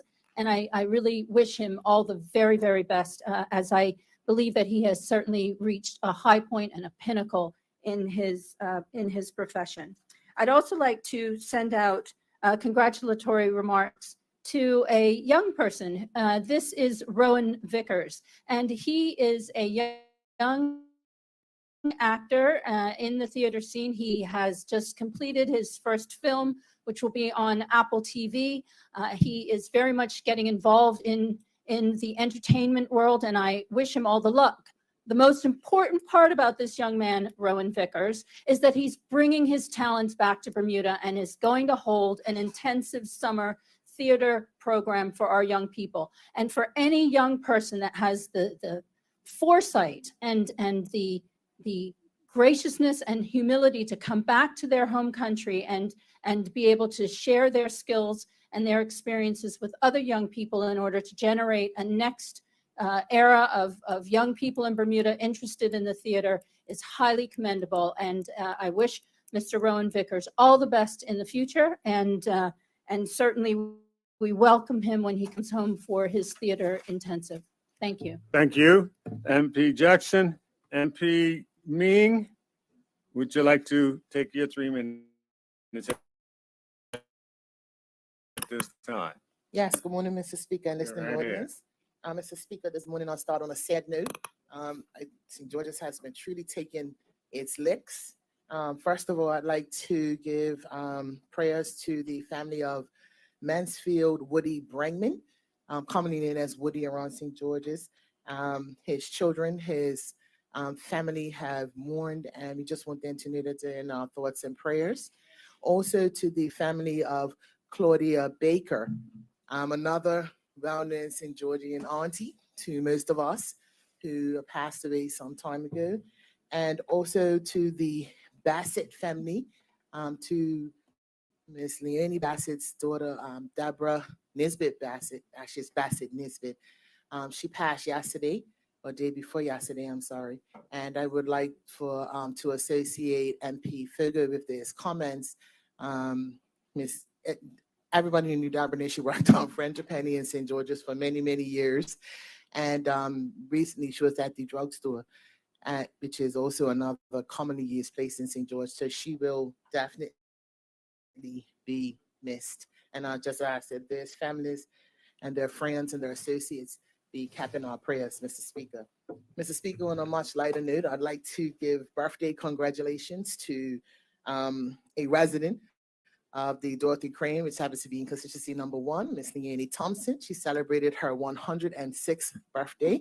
And that is, I'm pretty sure for all of us, a milestone. We can only hope to get there, but you got to be from good St. George's stock to get there. So, that's all I'll say to that part. And also to Aunt Kath Bagney, most of you know as Aunt Kath. She celebrated her 95th birthday. And also, I just want to make sure that if you get the information, you get it correctly, that Temptations is open Monday to Friday from 8 to 3, Sundays from 8 to 2. Yeah, Look you're forward to advertising seeing now. Each and every one of you down there enjoying all of these St. George's restaurants, cafes, bistros, and grills. Thank you, Mr. Speaker. Thank you. Does any other member, Minister Weeks, would you like to take your 3 minutes at this time? Thank you, Mr. Speaker. Go right ahead. Mr. Speaker, I rise today to share about an event that makes me particularly proud to be Bermudian. It is an event that all Bermudians should have been with pride of, and one that inspires our young people, Mr. Speaker, to set their minds on a goal, safe in the knowledge that good attitude and hard work truly pays off. Mr. Speaker and colleagues, please join me in congratulating newly appointed Deputy Commissioner of Police, Ms. Naima Aswad.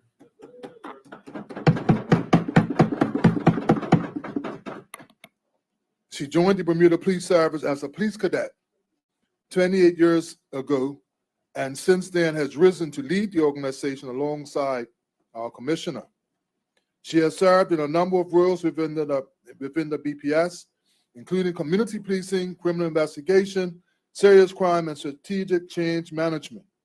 Ms. Aswad holds a bachelor's degree and graduated from the FBI Academy in 2018.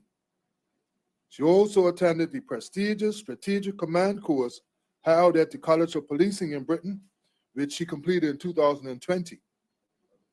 In celebration of women in the uniformed services, I highlight that she was the first woman Black Rod for the convening of Parliament in 2010, the first female to command the police parade, guard, and Ms. Aswad now joins retired Deputy Commissioner of Police, Ms. Rosenda Young, as the second female Deputy Commissioner.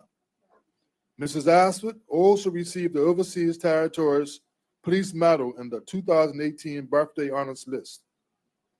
I want to stress, Mr. Speaker, I also wish to highlight that with Mr. Simons as Commissioner and Ms. Aswad as Deputy Commissioner, it is the first time in the history of the Bermuda Police Service that both of the top two posts are held by Black Bermudians. In closing, I wish her every success and pledge my support for her as she leads the women and men in the Bermuda Police Service as they continue to serve our community with honor to help make Bermuda safer. Thank you, Mr. Speaker. That's not true. That's not true. That's not true. Yeah, yeah. I don't know. MP Caesar, you have your 3 minutes. Thank you, Mr. Speaker. Yeah, that's. Thank you, Mr. Speaker. I also rise this morning to add my condolences to that for Ms. Cora White. She was also a very avid supporter of the Progressive Labor Party out of Somerset and a constituent of mine of Southampton West Central Constituency 31. I also want to make sad mention that my cousin-in-law, Mrs. Madrie Ferbert, passed recently, wife to my dear cousin, Donald Ferbert. And also she was predeceased by her son, Laron. So I make mention that our family, yes, and also sister to Aunt Nita, that many know her as affectionately, who also predeceased her. One that is near and dear to me as well, Mr. Speaker, is the passing of Mrs. Barbara Shahida Bashir. Mrs. Bashir was well known in the Somerset area, living up on Cooks Hill Road. Mother to, I associate all those that would like to be. Her daughter, Andresa, was my contemporary in my class at the West End Primary. I know her as a very kind and loving woman, very faithful to Islam, and gave me a healthy respect for the religion, in including me when I was younger in taking me to the masjid to celebrate many of their celebrations. She was a very, very good friend of my mother.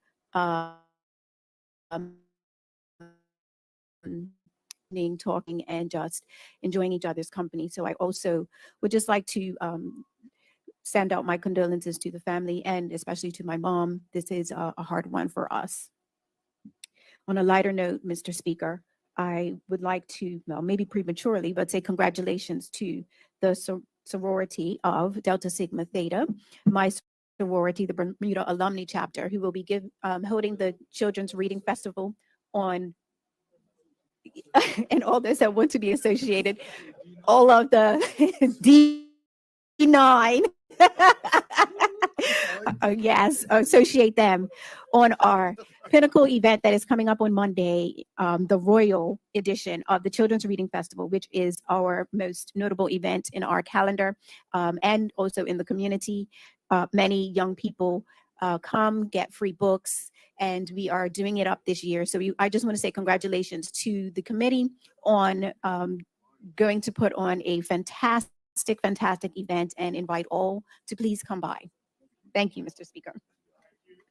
Thank you, MP Caesar. MP Swan, are you on your feet? Okay, MP Yes. Swan, you have your 3 minutes. I didn't bring my platform to stand on this morning, Mr. Speaker. Mr. Speaker, I would like to be associated with the condolences being offered to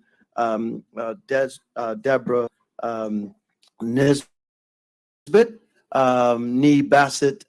Actually, the Ferry Reach family are reeling as well. My good friend Bronchi, where she lived for well over 30 years, wife being passing away. She lived in the same house out there all that time. May she rest in peace, and to the Robertson's family where she worked, and of course her own family and friends. Associated with the condolences to young Robert Fox, who I've known pretty much all of his life. His mother, Peggy, who was a good friend of mine as well. I'm very sad. She passed away not too long.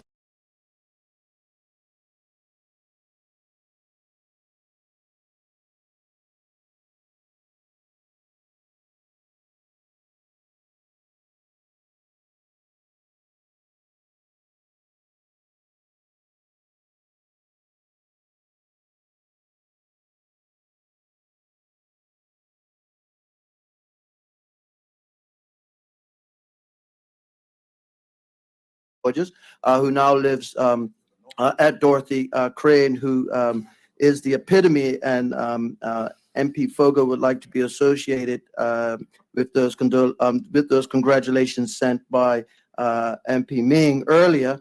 The epitome of longevity, but a very delightful lady as well. And so glad that she's continuing on. Aunt Betty Smith of Wellington Slip Road just recently celebrated a milestone birthday. I'm not allowed to share any lady's birthday like that, but we all know that she will do it up in a big way. And finally, young Nick Jones, the son of Eardley and the grandson of the great Leonard Jones, won the local qualifying of the U.S. Open in New York and advances to the sectional qualifying, which is a very good feat for that young man. And MP Terrell, who represents all of Jones's Village, would like to be associated with those remarks. He's done well, and he's an employee at the Bermuda Government Golf Courses, and we will support him in trying to help him over the next 4 weeks get prepared for that event. And it's an honor. Both his mother and father have passed, so we wish him well and be praying for him for great success at this event. Thank you, MP. Would any other member like to make a contribution? MP, Opposition Leader. Thank you, have Mr. your 3 Speaker. minutes. Mr. Speaker, I'd like to associate myself with the comments made in regards to a number of people.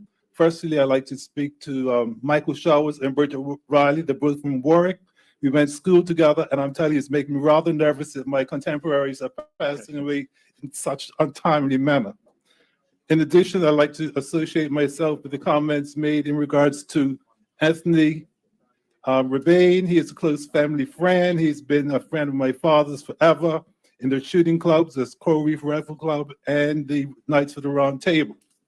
I'd like to send condolences to Melvin, his son, and Melvin's wife. And let's not forget his wife, Alethea, and his wife who passed, Gloria, and his late daughter, Eula May. I'd like to also send congratulations to the organizers of the Egg Show. I went 2 days. It was a great event, and I'm glad that the government has resumed that national event whereby everyone participates and has a great day. Mr. Speaker, I'd like to say congratulations to the Mount Zion Amy Church. They had the Men's Day on Sunday. It was the first in 3 years. It was phenomenal. And I thought Reverend Dr. Jakimo Smith did an excellent job. And the guest speaker also did a phenomenal job. His evangelicus, Mark Darko.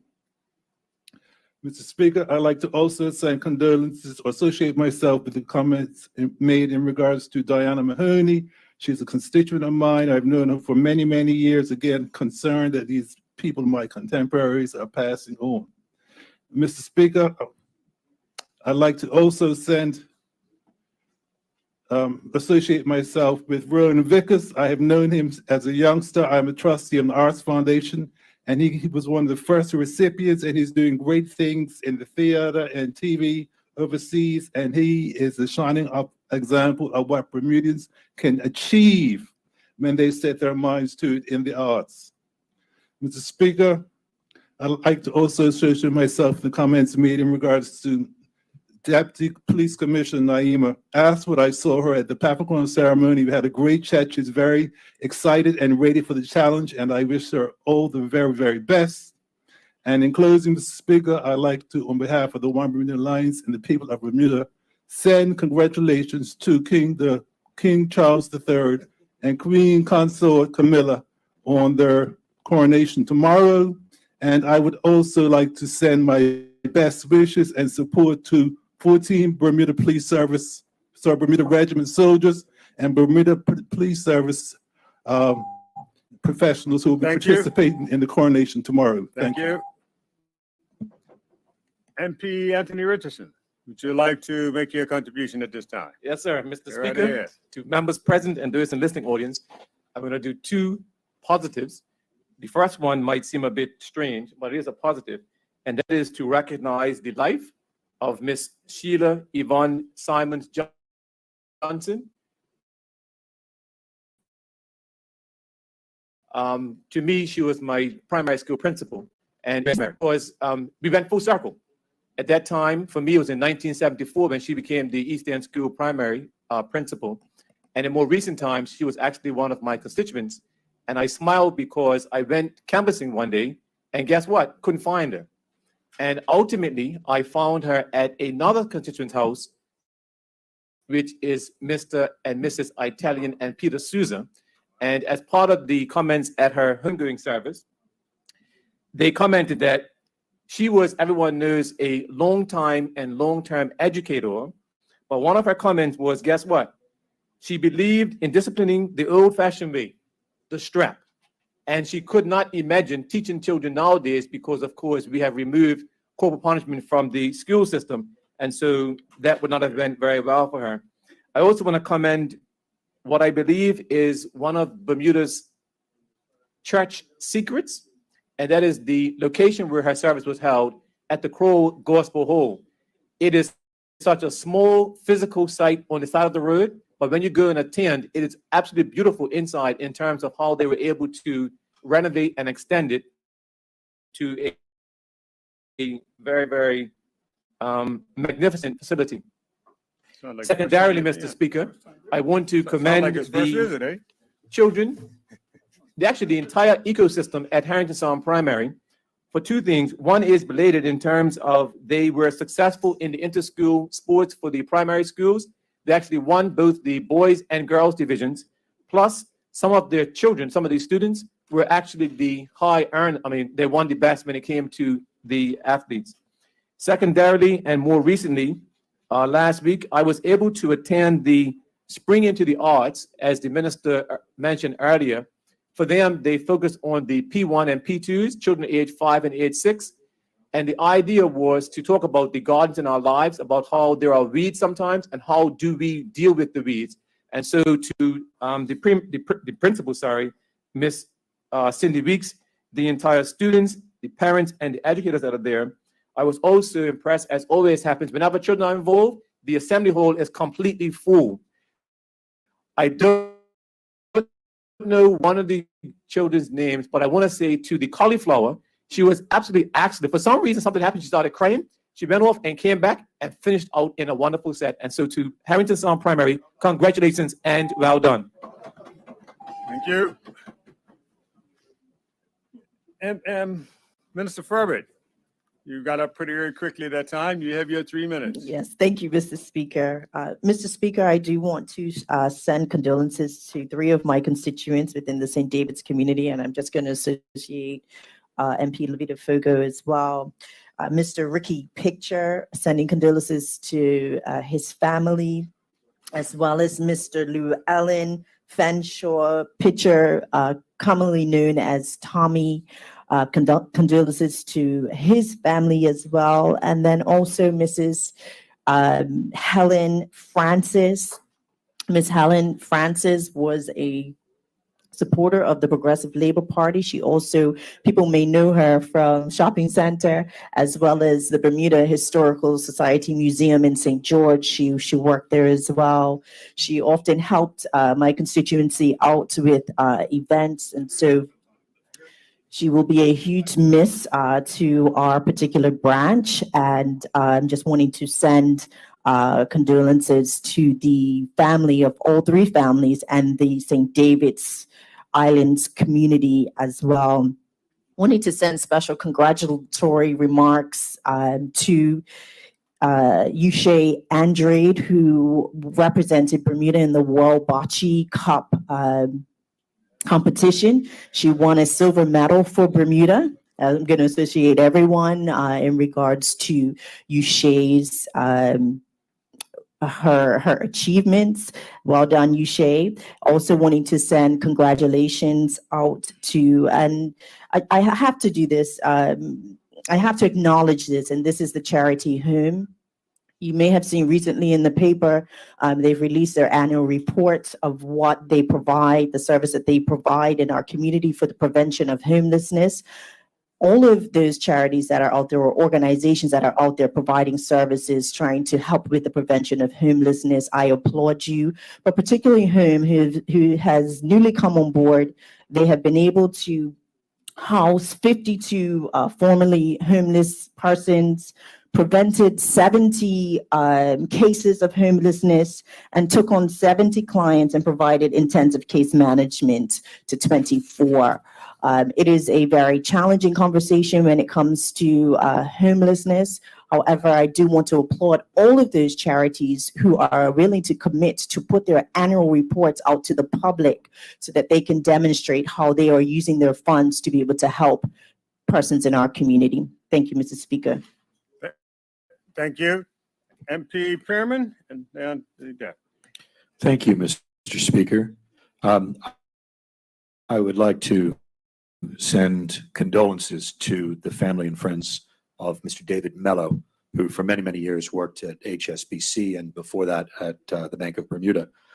He died suddenly and unexpectedly last week. I think it might have been Wednesday. He lived up near the Rubber Tree in Warwick, and I'd like to specifically send condolences on behalf of the opposition to his wife, Irene, and his children, Nicola and Caitlin. I'd also like to associate the opposition leader with my remarks. He worked with Mr. Mello for many, many years, and I considered him a close personal friend. While I'm on my feet, I'd also just like to be associated with the opposition leader's remarks in respect of the monarch's coronation tomorrow, and I'll be glad to be associated with those remarks. Thank you, Mr. Speaker. Thank you. Deputy Premier, you have the floor. Thank you very much, Mr. Speaker, for the opportunity to give brief remarks at this time. I would definitely wish to be associated with the by the Minister of National Security, Ron Naima Aswood. Always been an admirer of her and her leadership within the police service. So the fact that she is now the second in charge is suitable and is a good recognition of her long-standing development in woman and as a leader in our community. Some is a girl. That probably has something to do with it too. Very much so. Also wish to be associated with the condolences already given for Ms. Beverly Tavares, long-standing friend of mine, but also a constituent, shock to many. And as the Minister of Education said, she was of great service to so many in what she did generally, because she was that type of person who helped many, had unlike enormous administrative skills, and was just a great person overall. Also a constituent of mine, Joan Smith de Silva, who recently passed and will be funeralized soon. Certainly want to mention the passing of Randy Butler, who I believe was interred yesterday, and known to many and former parliamentarian, and known by many. So I'm sure the whole House would like to be associated with the mention of Mr. Butler. And I'd just like, Mr. Speaker, to finalize my comments with giving a congratulations to Bermuda, following on from the statement of the Minister of Transport on the award received, which I had the honor to receive on behalf of Bermuda and the Minister of Transport at the Craft Renewable Energy Forum conference, the 15th conference held in Miami last week. Happy to have received it on behalf of our island. It puts our island in a very big position because of the development of we're doing in e-mobility. We have the largest, we will have, once the most recent consignment is bought on the island, we'll have the largest electric bus fleet in the region of all the islands in the Atlantic and Caribbean region. That is a great testament to our island and what we're doing in this area. Right? That's a tribute for Bermuda, not for a government, not for just an individual. It's for our island and what we're doing. And also, I don't want to miss in mentioning that we have led the way in a number of ways, but particularly I want to mention Belco in this. Well, give congratulations now, not a statement. It's congratulations. It is congratulations to Bermuda. I said at the beginning, Mr. Speaker. Yes. But also to Belco for actually having led the way in commercial e-mobility itself and leading the way that others can follow. Good. Thank you. MP Dunkley.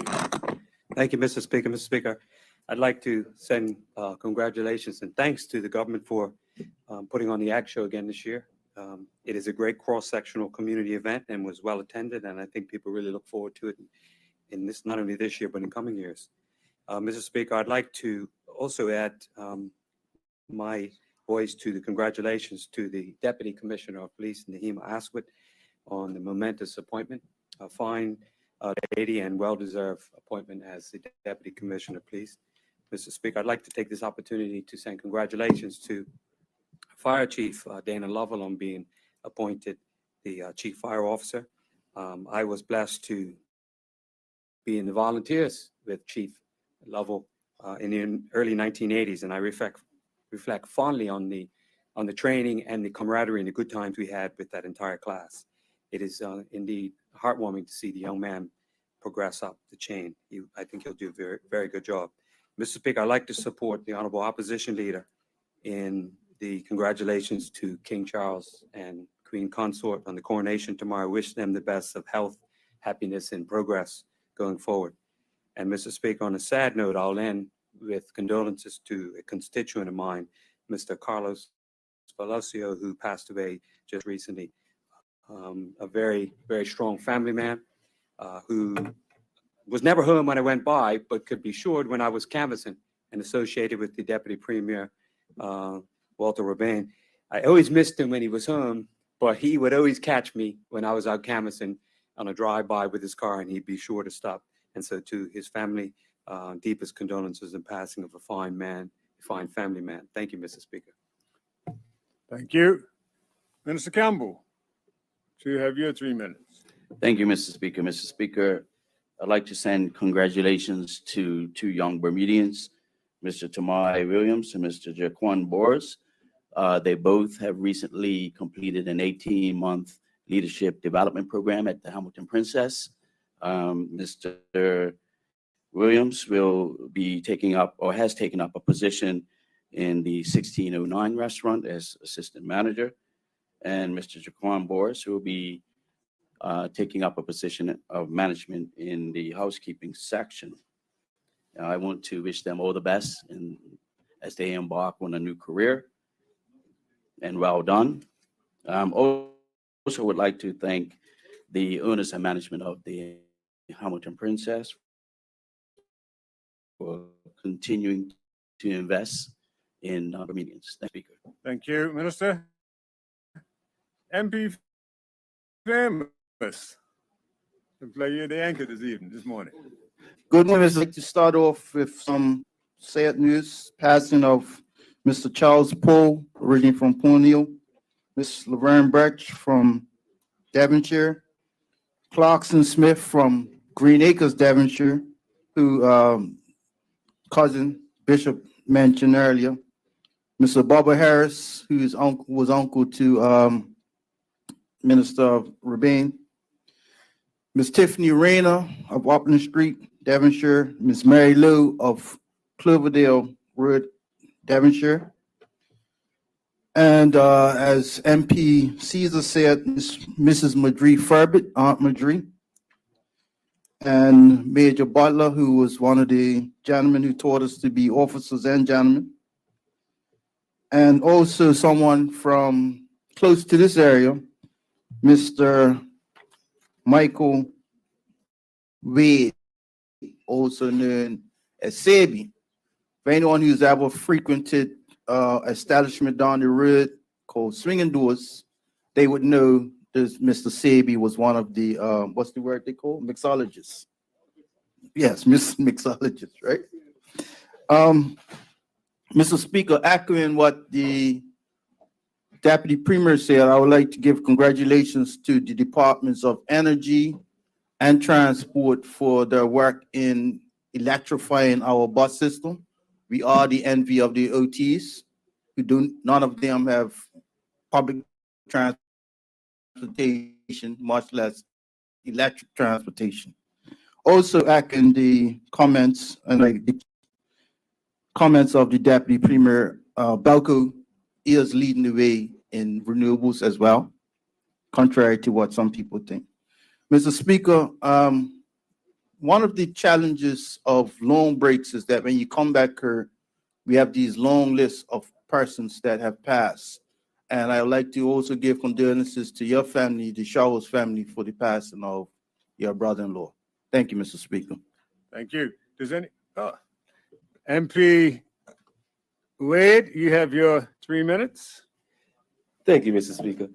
Mr. Speaker, it's with great sadness that I would like to extend my condolences to the family of Miss Alosi Zhu in her 104th year in 193 Middle Road, Southampton. She was one of my oldest constituents, and I thoroughly enjoyed visiting her house, speaking to her son, Mr. Kali Zhu, throughout my time canvassing so far as an MP of the area. So I just wanted to extend my condolences to her family. And now for some more positive news, I wanted to reiterate the stance that the Minister of Education took on the congratulations to the CBA team in the KPMG Challenge.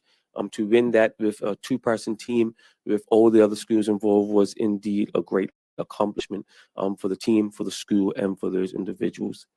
I also wanted to extend my congratulations to the Bermuda Cricket Board, Mr. Speaker, for the youth league that they have put together this year. It has kicked off with great success. I wanted to extend my congratulations to the Southampton Rangers under 11 team that won their first game on Monday. And I also wanted to extend my support and encouragement for the Southampton Rangers senior cricket team, to which I am associated with. Mr. Speaker, it has been a rebuilding season so far for Southampton Rangers cricket team, senior cricket team, but it's encouraging to see over 20 young men at training every week, Monday, Tuesday, Wednesday, and Thursday so far this season. So it's encouraging to see the rebuilding process. And I just wanted to give those young men a word of encouragement to tell them to keep at it and the wins will come. Thank you, Mr. Speaker. Thank you. MP Adams, would you like to make your contribution at this time? Yeah, Mr. Speaker. Go right ahead. Good morning, Mr. Speaker. Yes, good afternoon. First of all, I wanted to send some condolences to a constituent of mine, Mr. Dwayne Crockwell. I actually know his wife quite well as a former colleague of mine. And so I would remember when I would go out and canvass the area, and naturally, most of the conversation that I would have would be with his wife. And people would often tell me how quiet of a person he was. And so again, you know, I would continue to have these conversations with his wife. And I remember, you know, canvassing several weeks after, and Mr. Crockwell was walking his dog. And I can tell you that what was introduced to me as a quiet man certainly had a lot to say when he had me one-on-one. And he had a whole list of things and visions that he had, whether it be within the immediate area and the country as a whole. And so I certainly want to pass on my condolences to Miss Alina Crockwell and her family as well. And also, Mr. Speaker, speaking of condolences, I'd like to send my condolences for the passing of Miss Christine Pearman.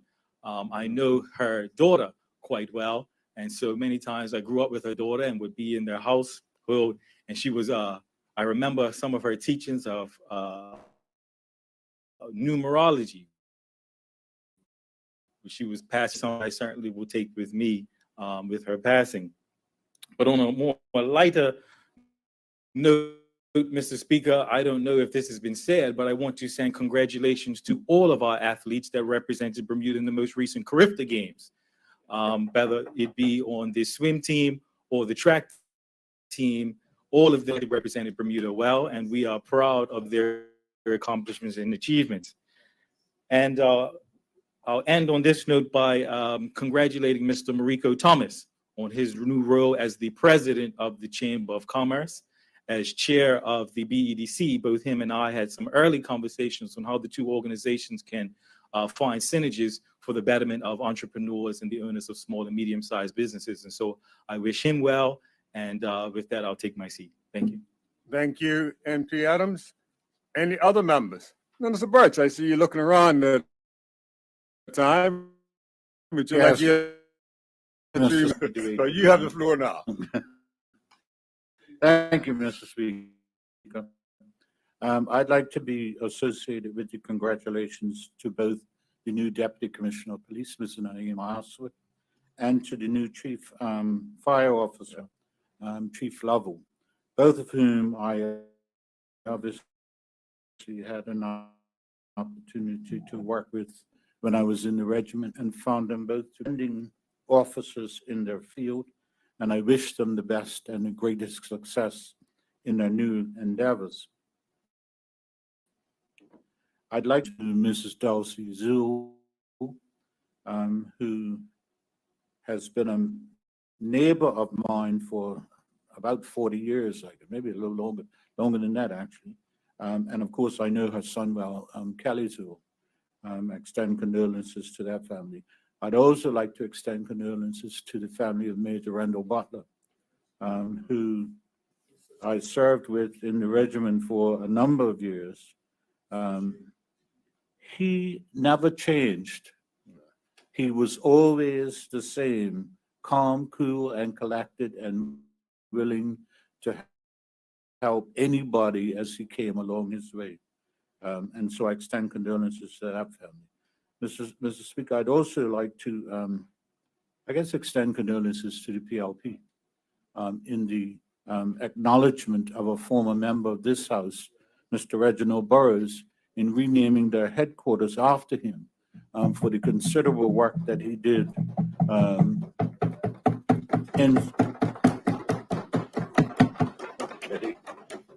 in support of the party. It was an outstanding occasion on Sunday to witness his widow participating in the unveiling of the name of the new building, and to express her and her family's thanks for the acknowledgement of Mr. Burrows. I never served in this House with him, but he was my MP for a number of years. He and Mr. Lowe, before single seat constituencies, and a neighbor. And so I fully supported the decision by the conference of the PLP to acknowledging a distinguished former member of this House. Thank you, Mr. Speaker. Thank you, Minister. Does any other member wish to make a contribution at this time? There are none.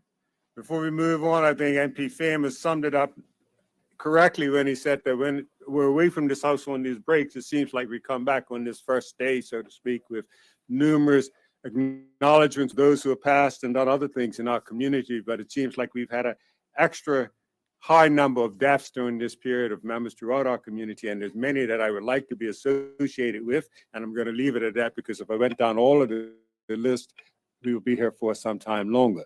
The only one I'd like to add to that would be the family of Jackie Wilson.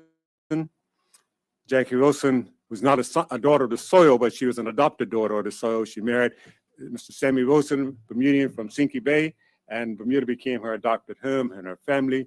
Those in the church community know her well from her singing up and down the island to in many of our churches, not only in the Adventist community, but in many of the churches.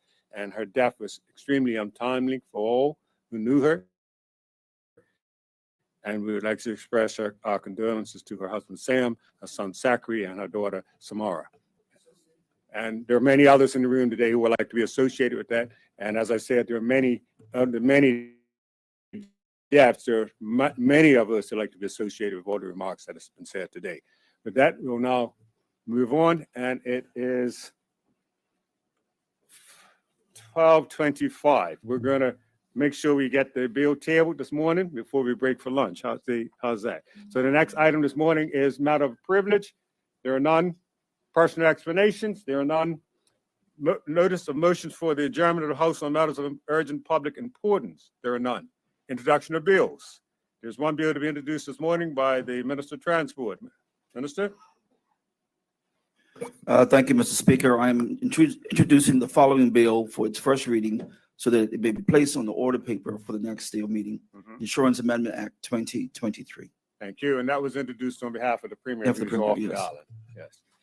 There are no other bills to be introduced this morning. There are no notices of motions. There are none. That now takes us to the orders of the day. And it is close enough to that 12:30 mark that I'm going to ask the Deputy Premier to rise at this time. Thank you, Mr. Speaker. I move that we do adjourn now for lunch until 2 p.m. Any objections? There are none. The House now stands adjourned for lunch until 2 p.m. Thank you, members.